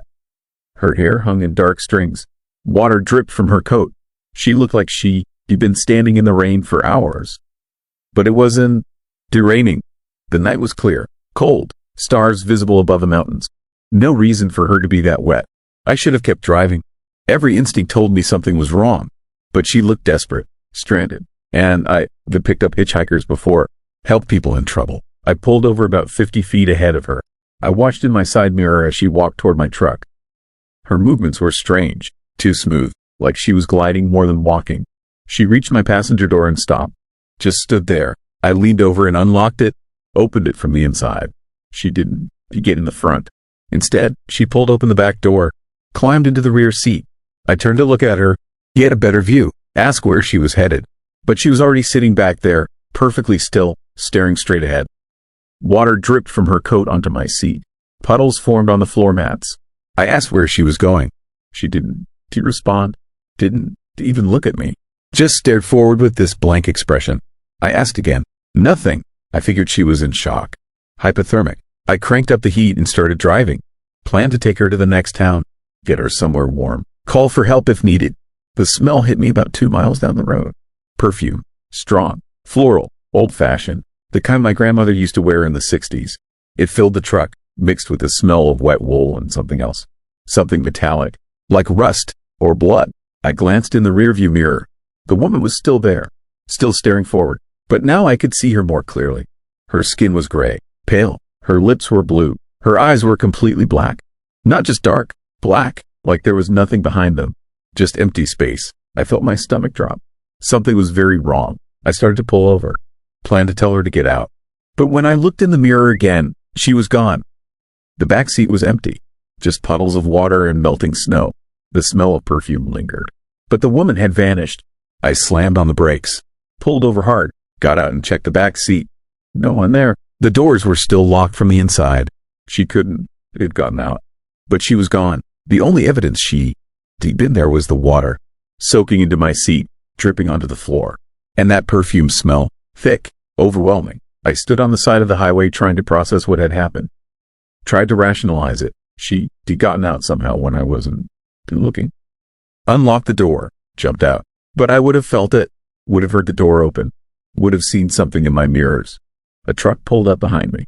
Driver rolled down his window, asked if I was okay. I told him he picked up a hitchhiker and she disappeared. He went pale, asked me to describe her. I told him. Blue winter coat, dark wet hair, carrying a suitcase. He nodded slowly. He told me he picked up the Seward Highway ghost. A woman named Catherine Walsh. She'd been hitchhiking this stretch of road in January of 1967. Got into a car with a driver heading to Seward. Somewhere near mile marker 79, an avalanche came down, buried the car completely. They found the vehicle 3 days later. The driver had survived initially but died of exposure.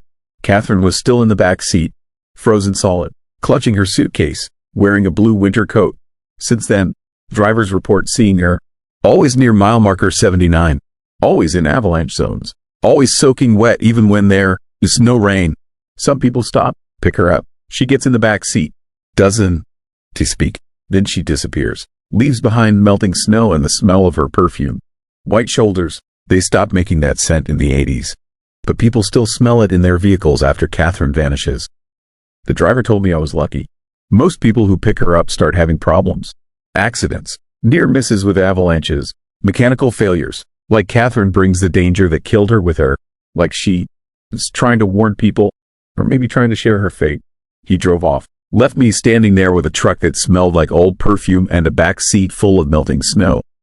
I got back in, continued to Seward, delivered my equipment. Didn't mention what happened to anyone. But the smell wouldn't leave. I cleaned my truck 3 times. Shampooed the seats, used every air freshener I could find. The perfume smell remained, faint but constant, and the back seat stayed damp. Even when I dried it completely, within hours it would be wet again. Puddles forming on the floor mats. Like Catherine was still there, still sitting in the back, still dripping. 2 weeks after I picked her up, I was driving the Seward Highway again. Different time, middle of the day. I passed mile marker 79 and saw her again. Same spot, same blue coat, same wet hair, thumb out. I didn't. She stopped, kept driving. But as I passed, she turned and looked directly at me. Her black eyes locked onto mine. And I felt cold, not regular cold. The kind of cold that comes from being buried under snow, from dying slowly in the dark, from spending decades frozen in the ground. My truck started acting strange after that. The heater would shut off randomly. The temperature gauge would spike. The radio would switch to static. And in that static, I could hear sounds. Breathing, crying, someone trying to speak, but their voice was too frozen, too damaged. I took the truck to a mechanic. He found nothing wrong, all systems functional, but he mentioned the smell. Asked what kind of perfume I was using. Said it was strong, unusual, old-fashioned. I told him I didn't use perfume. Told him about Catherine. He laughed, said ghost stories were good for tourists, but not real. 3 days later, his shop called me. My truck had been vandalized during the night. someone had written on the rear window. From the inside, the words were written in condensation, like someone had breathed on the glass and traced letters with their finger. The message said, "Help me find it." I picked up my truck. The mechanic was shaken. He watched the security footage. No one had entered my vehicle, but at 2:47 a.m., the rear window had fogged up, and the words had appeared, letter by letter, like an invisible hand was writing them. I started researching Catherine Walsh. Found newspaper articles from 1967. The avalanche that killed her was sudden, unexpected. She and the driver never had a chance. But one article mentioned something strange. When they recovered her body, her suitcase was missing. They found the car, found her frozen body, but the suitcase she'd been carrying when she got into the vehicle was gone. Lost somewhere in the snow and ice. Catherine's family had been quoted in one article. Her mother said Catherine had been carrying important documents in that suitcase.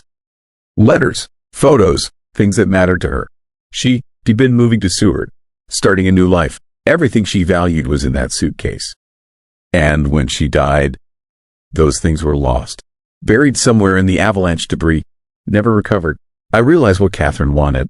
She wasn't just haunting the highway. She was searching, looking for her suitcase, for the things that had been taken from her when she died. And she was using anyone who stopped for her, trying to get them to help her search, trying to get them to understand. But I didn't know where her suitcase was. The avalanche had happened 57 years ago. The snow had melted and refrozen hundreds of times since then. The highway had been repaved. The landscape had changed. Whatever had been buried was long gone. Still, the back seat of my truck stayed wet. The perfume smell got stronger. And I started seeing Catherine in other places, not just on the highway. In my rearview mirror while I was driving around town, standing in parking lots, sitting in my truck when I came out of stores. Always soaking wet, always staring with those black eyes, always holding something invisible, the suitcase I couldn't see. Last week, I was driving past mile marker 79 during a snowstorm. Visibility was terrible. I could barely see the road. My windshield wipers were working overtime. And suddenly, she was in my truck, sitting in the back seat. I hadn't to stop, hadn't to pick her up. She just appeared. This time, she spoke. Her voice was wet, gargled, like someone talking underwater. She said 4 words, "Under the marker stone." Then she was gone. But the smell remained, stronger than ever. And my back seat wasn't just wet anymore. It was covered in ice. Thick sheets of ice, forming over the upholstery, spreading to the windows. The temperature in my truck dropped to 0 despite the heater running. I pulled over, got out, looked at mile marker 79. There was a large boulder next to it. I'd driven past it thousands of times. Never paid attention to it, but now I saw it differently. Saw it as a marker, not just for the highway, for something else. I went back the next day with a shovel, started digging around the boulder. The ground was frozen solid. It took hours, but 3 feet down, I found it. A rusted metal suitcase, buried in the permafrost, preserved. When I pulled it out, it was heavy, frozen shut. I took it home, let it thaw. When I finally got it open, I found everything. Letters, photos, personal documents. Catherine's entire life packed into one case. Her face smiled up at me from a photograph. Young, alive, hopeful. Nothing like the gray, dead thing I'd been seeing in my truck. I contacted the Historical Society in Seward, told them what I found. They connected me with Catherine's family. She had a niece still living in Alaska. I gave her the suitcase, told her where I found it. The niece cried, said her grandmother had died never knowing what happened to Catherine's things. Had spent her whole life wondering. We held a small ceremony at mile marker 79. The niece, a few family members, me. We acknowledged Catherine, honored her memory, buried a memorial plaque near where I found the suitcase. Since then, my truck has been normal. The smell is gone. The back seat is dry. The heater works. I've driven past mile marker 79 a dozen times. Haven, to see Catherine standing there. Haven, to felt that terrible cold. Haven, to heard her wet, gargled voice.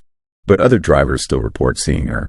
A woman in a blue coat, thumb out, soaking wet, standing in avalanche zones. Some people stop, pick her up, experience the same things I did. The disappearance, the smell, the wet seats, the messages. I think Catherine appears to people who might actually help her, who might actually stop and listen. She is not just a ghost. She is a person who died with unfinished business, who lost everything that mattered to her, who spent decades searching for what was taken. And maybe she is still out there, still appearing. Because there are other things buried along that highway. Other avalanches, other victims, other lost suitcases and forgotten belongings. Other people who died with their lives packed into bags they never got to unpack.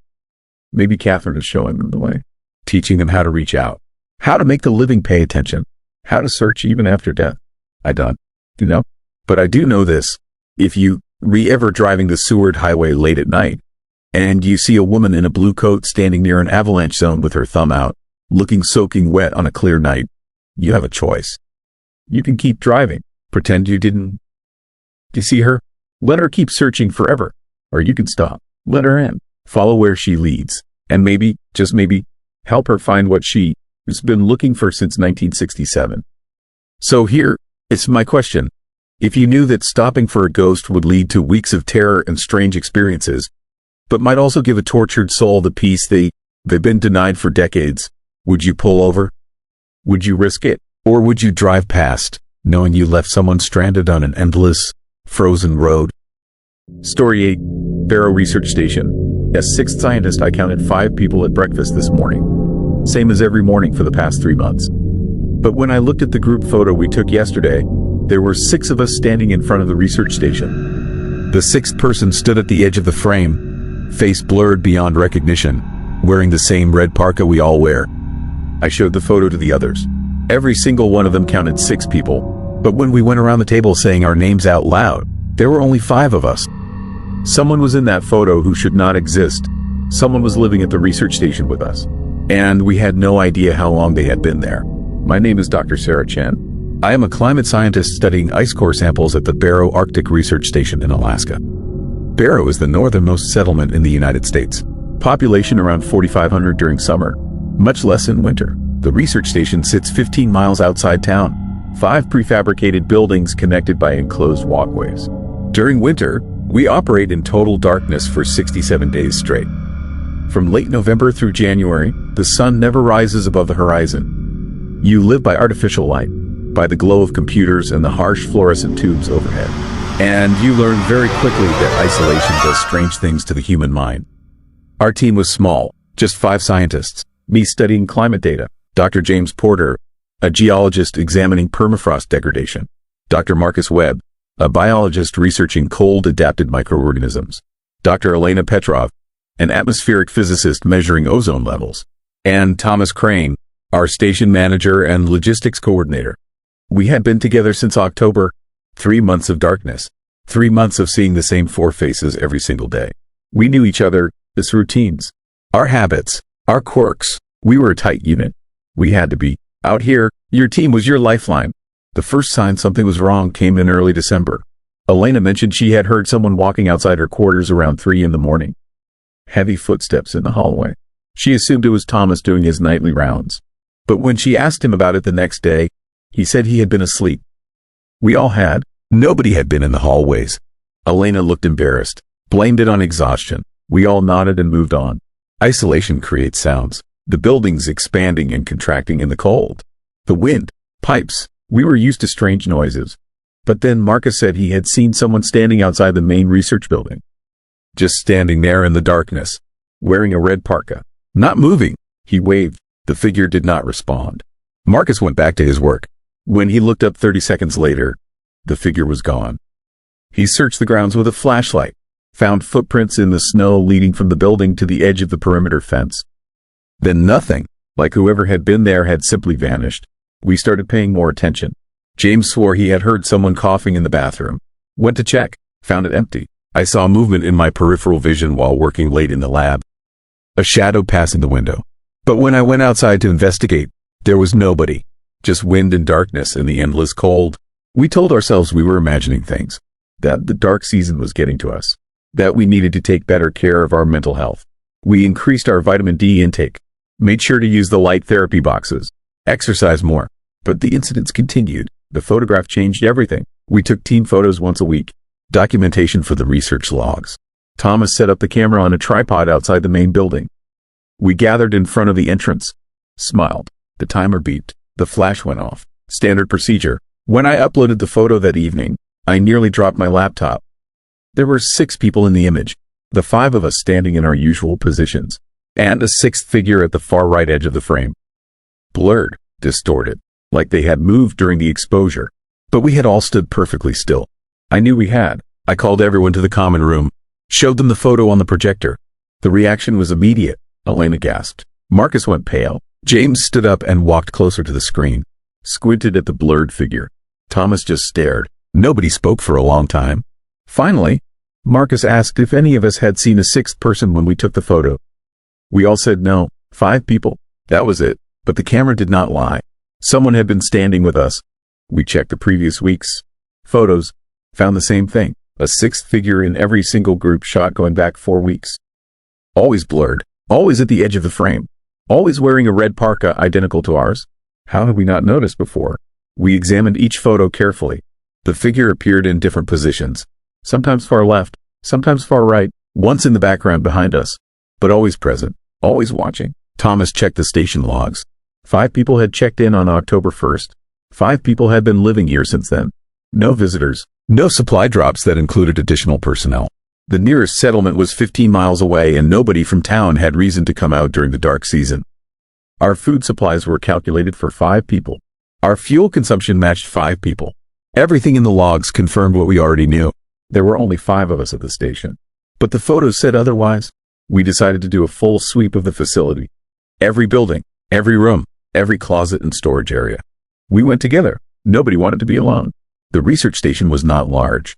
5 buildings, maybe 15,000 square feet total. We checked the sleeping quarters first.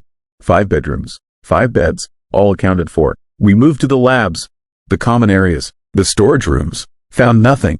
No sign that anyone else was living there.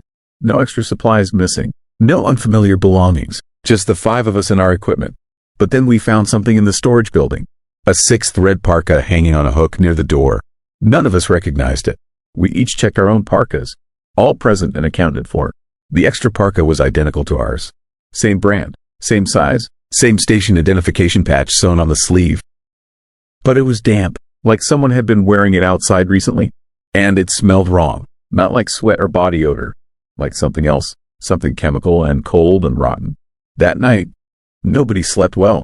We installed motion sensors in the hallways, set up our laptops to record from the security cameras Thomas had mounted months earlier.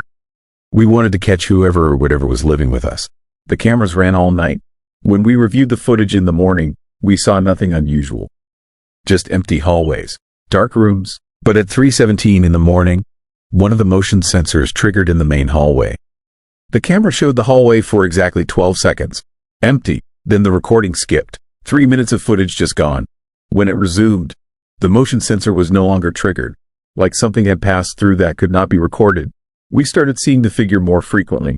Elena spotted it standing outside the lab window, just standing there in the darkness, face pressed against the glass. She screamed. We all came running. By the time we got there, it was gone. Marcus saw it in the shower room, standing in the corner behind the curtain. He pulled the curtain back. Nothing there, just water dripping from the shower head. James heard someone breathing in his room at night. Heavy, labored. He turned on the light. The breathing stopped. I saw it in the reflection of my computer screen, standing behind me. When I spun around, I was alone. But I could still feel it. The presence, the weight of being watched. Thomas tried to rationalize it. Said we were experiencing shared hysteria. That isolation and darkness could create mass delusions. He showed us studies about Antarctic research teams having similar experiences. Shadow people, phantom companions, the third man phenomenon where explorers in extreme conditions feel the presence of an additional person. It was psychological, explainable, but the photographs were not psychological. The damp parka was not a delusion, and the footprints we kept finding in the snow outside the buildings were real. Large prints, size 13. None of us wore size 13. We tried to contact the mainland, asked for early extraction, but a storm had moved in. Winds over 70 miles per hour. Visibility near zero. No flights in or out for at least a week. We were stuck. 5 people living in close quarters with something that was not quite person, but not quite nothing. Something that appeared in photographs and left footprints and wore our clothes but had no face we could see and no voice we could hear. The breaking point came 3 nights ago. We were eating dinner in the common room when Thomas did a head count out loud. A habit he had started, making sure everyone was present and accounted for. He counted around the table. 1, 2, 3, 4, 5, 6. We all froze. Thomas had counted 6 people, but there were only 5 of us sitting there. He counted again, slower, pointing at each person. 1, 2, 3, 4, 5, 6. His hand pointed at an empty chair at the end of the table. The chair where we sometimes threw our coats. Except now Thomas was looking at that chair like someone was sitting in it. His eyes tracked movement, following something the rest of us could not see. Elena grabbed his arm, asked him what he was looking at. Thomas said he could see someone sitting there. A person in a red parka with the hood up, face hidden in shadow, just sitting, watching us eat. The rest of us saw nothing, just an empty chair, but Thomas insisted. He described details, the way the figure, his hands were folded on the table, the way its head tilted slightly. Listening, we pulled Thomas away from the table, took him to the medical bay, checked his vitals. Everything was normal, but he kept insisting the 6th person was real, that they were still in the common room, still sitting at the table. We sedated Thomas, put him in his quarters to rest. Then we held an emergency meeting. 4 of us now. We had to consider the possibility that Thomas was right, that there was a 6th person, someone or something that could be seen by cameras and sometimes by one of us but not by all of us. Something that existed in a space between visible and invisible, present and absent. Elena suggested it might be a temporal anomaly, a person from a different time somehow overlapping with ours. Marcus thought it could be something psychological made physical, a manifestation of our collective isolation anxiety. James believed it was something else entirely, something that had always lived in the Arctic darkness, something that attached itself to research teams, became part of them, fed on their isolation and fear. I did not know what to believe, but I knew we needed to leave. Storm or no storm, we started packing, prepared the emergency snowmobiles, decided we would make a run for Barrow at first light. It was risky. The storm was still raging, but staying felt more dangerous. Whatever the 6th person was, it was getting stronger, more visible, more present. Soon it might be able to do more than just watch. Soon it might be able to act. Last night we took one final photograph, the 5 of us standing ready to leave, all of us in frame. When I looked at the image, my heart stopped. There were 7 people in the photo, the 5 of us, and 2 blurred figures, one on each side, both wearing red parkas, both faceless, both reaching toward us with hands that looked too long. Too many fingers, like they were trying to pull us into wherever they existed, like they did not want us to leave. We ran, left everything behind, rode the snowmobiles through the storm with visibility almost zero, made it to Barrow by dawn. Hypothermic, exhausted, traumatized, but alive, all 5 of us. Thomas is getting psychiatric evaluation. The rest of us are waiting to debrief with the research organization. But they do not believe us. Think we had a collective breakdown. They are sending a new team to the station next week. I tried to warn them, tried to explain. They assured me the station is safe, that we just experienced normal isolation stress. They will understand soon enough. When they take their first group photo, when they count 6 people instead of 5, when they realize something has been living at that research station for a long time. Something that wants company, something that adds itself to teams, makes itself part of the group, until you cannot tell where your team ends and it begins. So let me ask you this. Have you ever looked at a group photo and counted more people than you remember being there? Have you ever felt like someone was standing next to you when you were alone? Have you ever had the sense that your group was one person too large but you could not figure out who did not belong? Because if you have, you need to look closely at your photographs. Count carefully. Make sure everyone at the table has a name you recognize. Because some things do not need permission to join your group. Some things just appear, add themselves, become part of your team. And by the time you realize they are there, it might be too late to make them leave. What would you do if you counted your family at dinner tonight and came up with 1 extra person? Story 9. Dutch Harbor Processing Plant. This night shift the time card machine punched at exactly 11:47, even though I was the only person in the building. I watched it happen from across the room. The mechanical arm lifted, slammed down, punched a card that should not have been there. When I walked over and pulled it from the slot, my hand started shaking. The name printed at the top was Danny Kowalski. Danny had been dead for 10 years. I know because I was on the dock the day his boat went down. I watched the Coast Guard pull his body from the Bering Sea. But according to the time card I was holding, Danny had just clocked in for the night shift at the Dutch Harbor Processing Plant. And he was not alone. My name is Marcus Webb. I have worked at the Starfish Bay Seafood Processing Plant in Dutch Harbor, Alaska for 14 years. Started as a floor worker gutting crab, worked my way up to night shift supervisor. It is brutal work, cold, wet, the kind of job that breaks your body down over time. But it pays well. Dutch Harbor is one of the busiest fishing ports in America. Millions of pounds of crab and fish move through our facility every season. We run 24/7 from October through March. The night shift is the worst. Fewer workers, older equipment, and the building feels different after midnight. Colder, emptier, like something is waiting in the spaces between the machines. I never believed the stories the day shift guys told. Every processing plant has ghost stories. Someone died in an accident 20 years ago. Strange sounds in the freezer. Tools that move when nobody's looking. I figured it was just bored workers trying to spook the new hires. But that changed 3 weeks ago when I found the time cards. 7 of them, all punched for the night shift. All bearing names I recognize. All belonging to men who died when the fishing vessel Northern Star sank in 2014. The Northern Star went down in a January storm about 40 miles from Dutch Harbor. The crew was hauling crab pots when a rogue wave hit. The boat capsized in under 2 minutes. Water temperature was 33 degrees. The 7 men aboard never had a chance. The Coast Guard recovered all the bodies within 72 hours. I knew 4 of them personally. Good guys, hard workers, the kind of men who understood the ocean could kill them but went out anyway because it was the only life they knew. Their memorial photos still hang in the break room. Faces frozen in time, forever young, forever smiling, forever gone, except they were clocking in for shifts. I checked the cards against the roster. The names matched perfectly. Danny Kowalski, Mike Chen, Rafael Santos, Tommy Birch, James Morrison, Kyle Harper, Robert Teague, all 7. The timestamps showed they had punched in at various times over the past month. Always during the night shift, always between midnight and 4 in the morning. I asked the other workers if they had seen anyone. They all said no. The night crew was small. 8 people including me. We knew each other. We would have noticed strangers. I took the cards to the plant manager, a guy named Carl who had run the facility for 25 years. He looked at the names and went pale, told me to throw them away, said it was probably a prank, someone messing with the time card system. But his voice was shaking. He would not meet my eyes. I pressed him, asked if anything like this had happened before. He finally admitted that yes. Other supervisors had found the cards over the years. Always the same 7 names. Always during night shifts. Carl said he had tried everything. Changed the locks on the time card machine. Installed security cameras. Even brought in a priest to bless the building. Nothing worked. The cards kept appearing. That night I stayed late.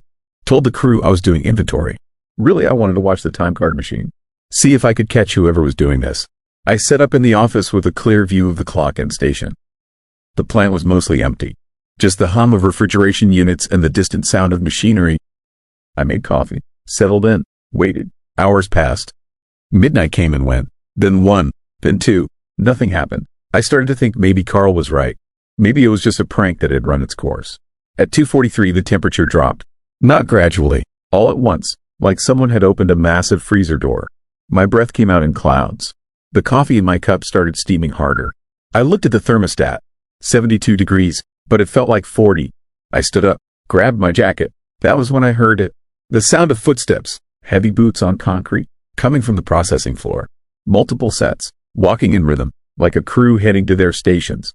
I moved to the doorway, looked out at the floor. The main lights were off, but the emergency lighting gave everything a greenish glow. I could see the processing lines, the filleting tables, the conveyor belts, all empty, but the footsteps continued, moving through the building. I followed the sound. It led me to the locker room. The door was closed. I had locked it myself 3 hours earlier. Now it was standing open. The lights inside were on. I heard voices, muffled, indistinct, like people talking in another room. I pushed the door wider.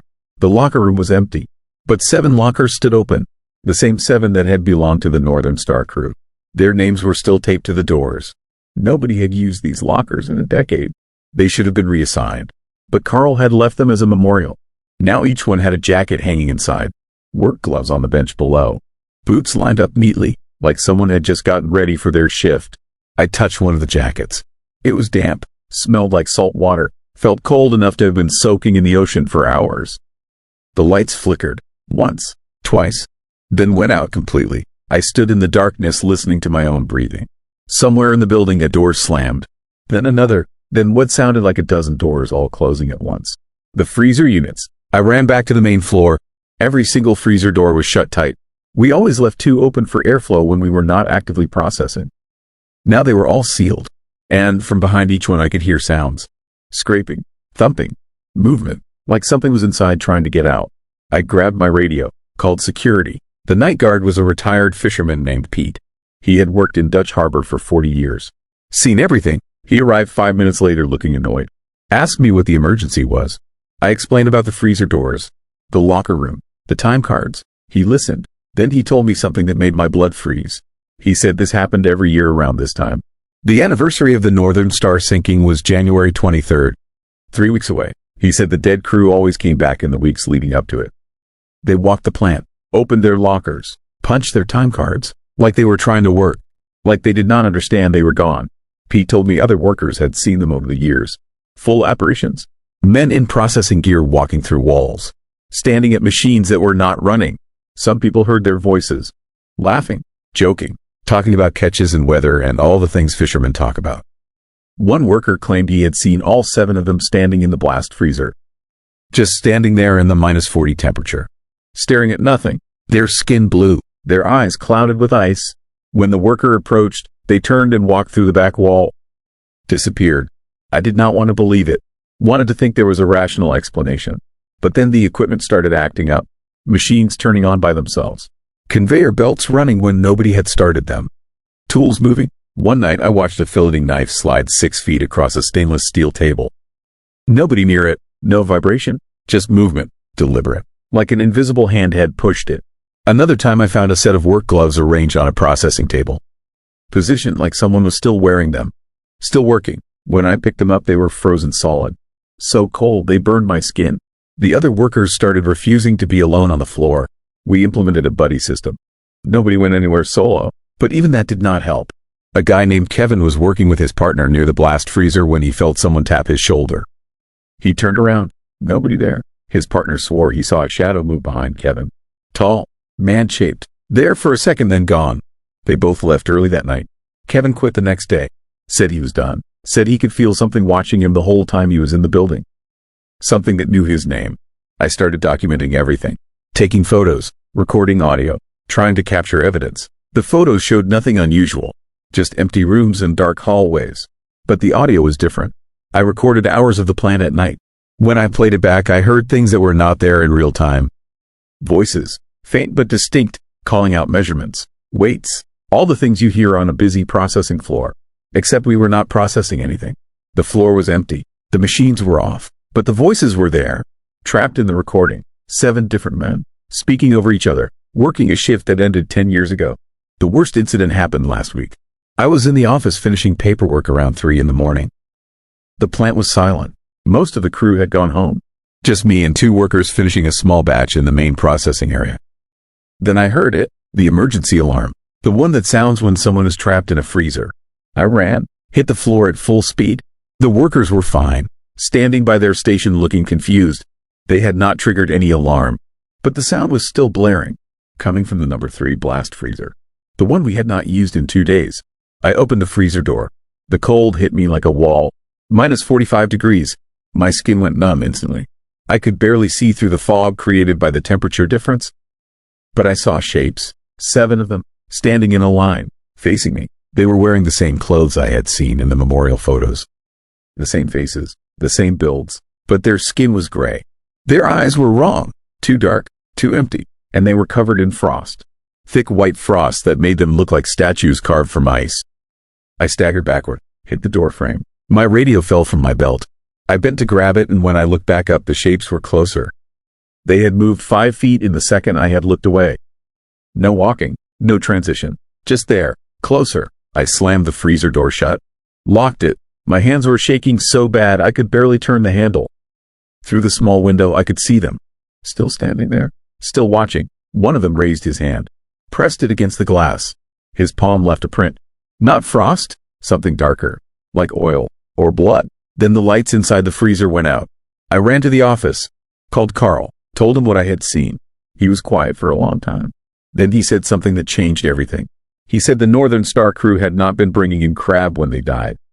They had been trying to reach Dutch Harbor, trying to get home. The storm hit faster than anyone predicted.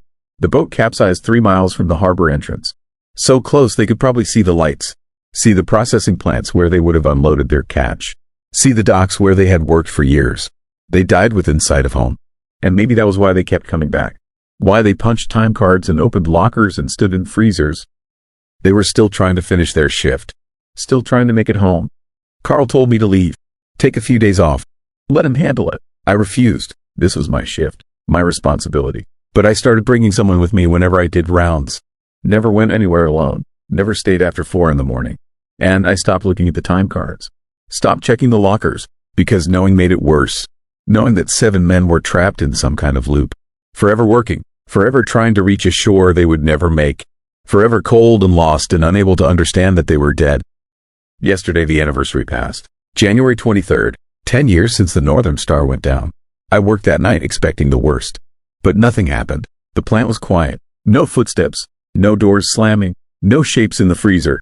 The time cards stopped appearing. The lockers stayed empty. It was like they had finally finished whatever they needed to do. Like maybe they had made it home at last. I want to believe that. I really do. But I know better, because next January they will be back. They always come back. And one day I'm afraid I'm going to open that freezer and they are not going to be alone anymore. One day I'm afraid I'm going to see my own face staring back at me from the frost. So let me ask you this. Have you ever worked a night shift where you felt like you were not alone? Have you ever heard voices of people who should not be there?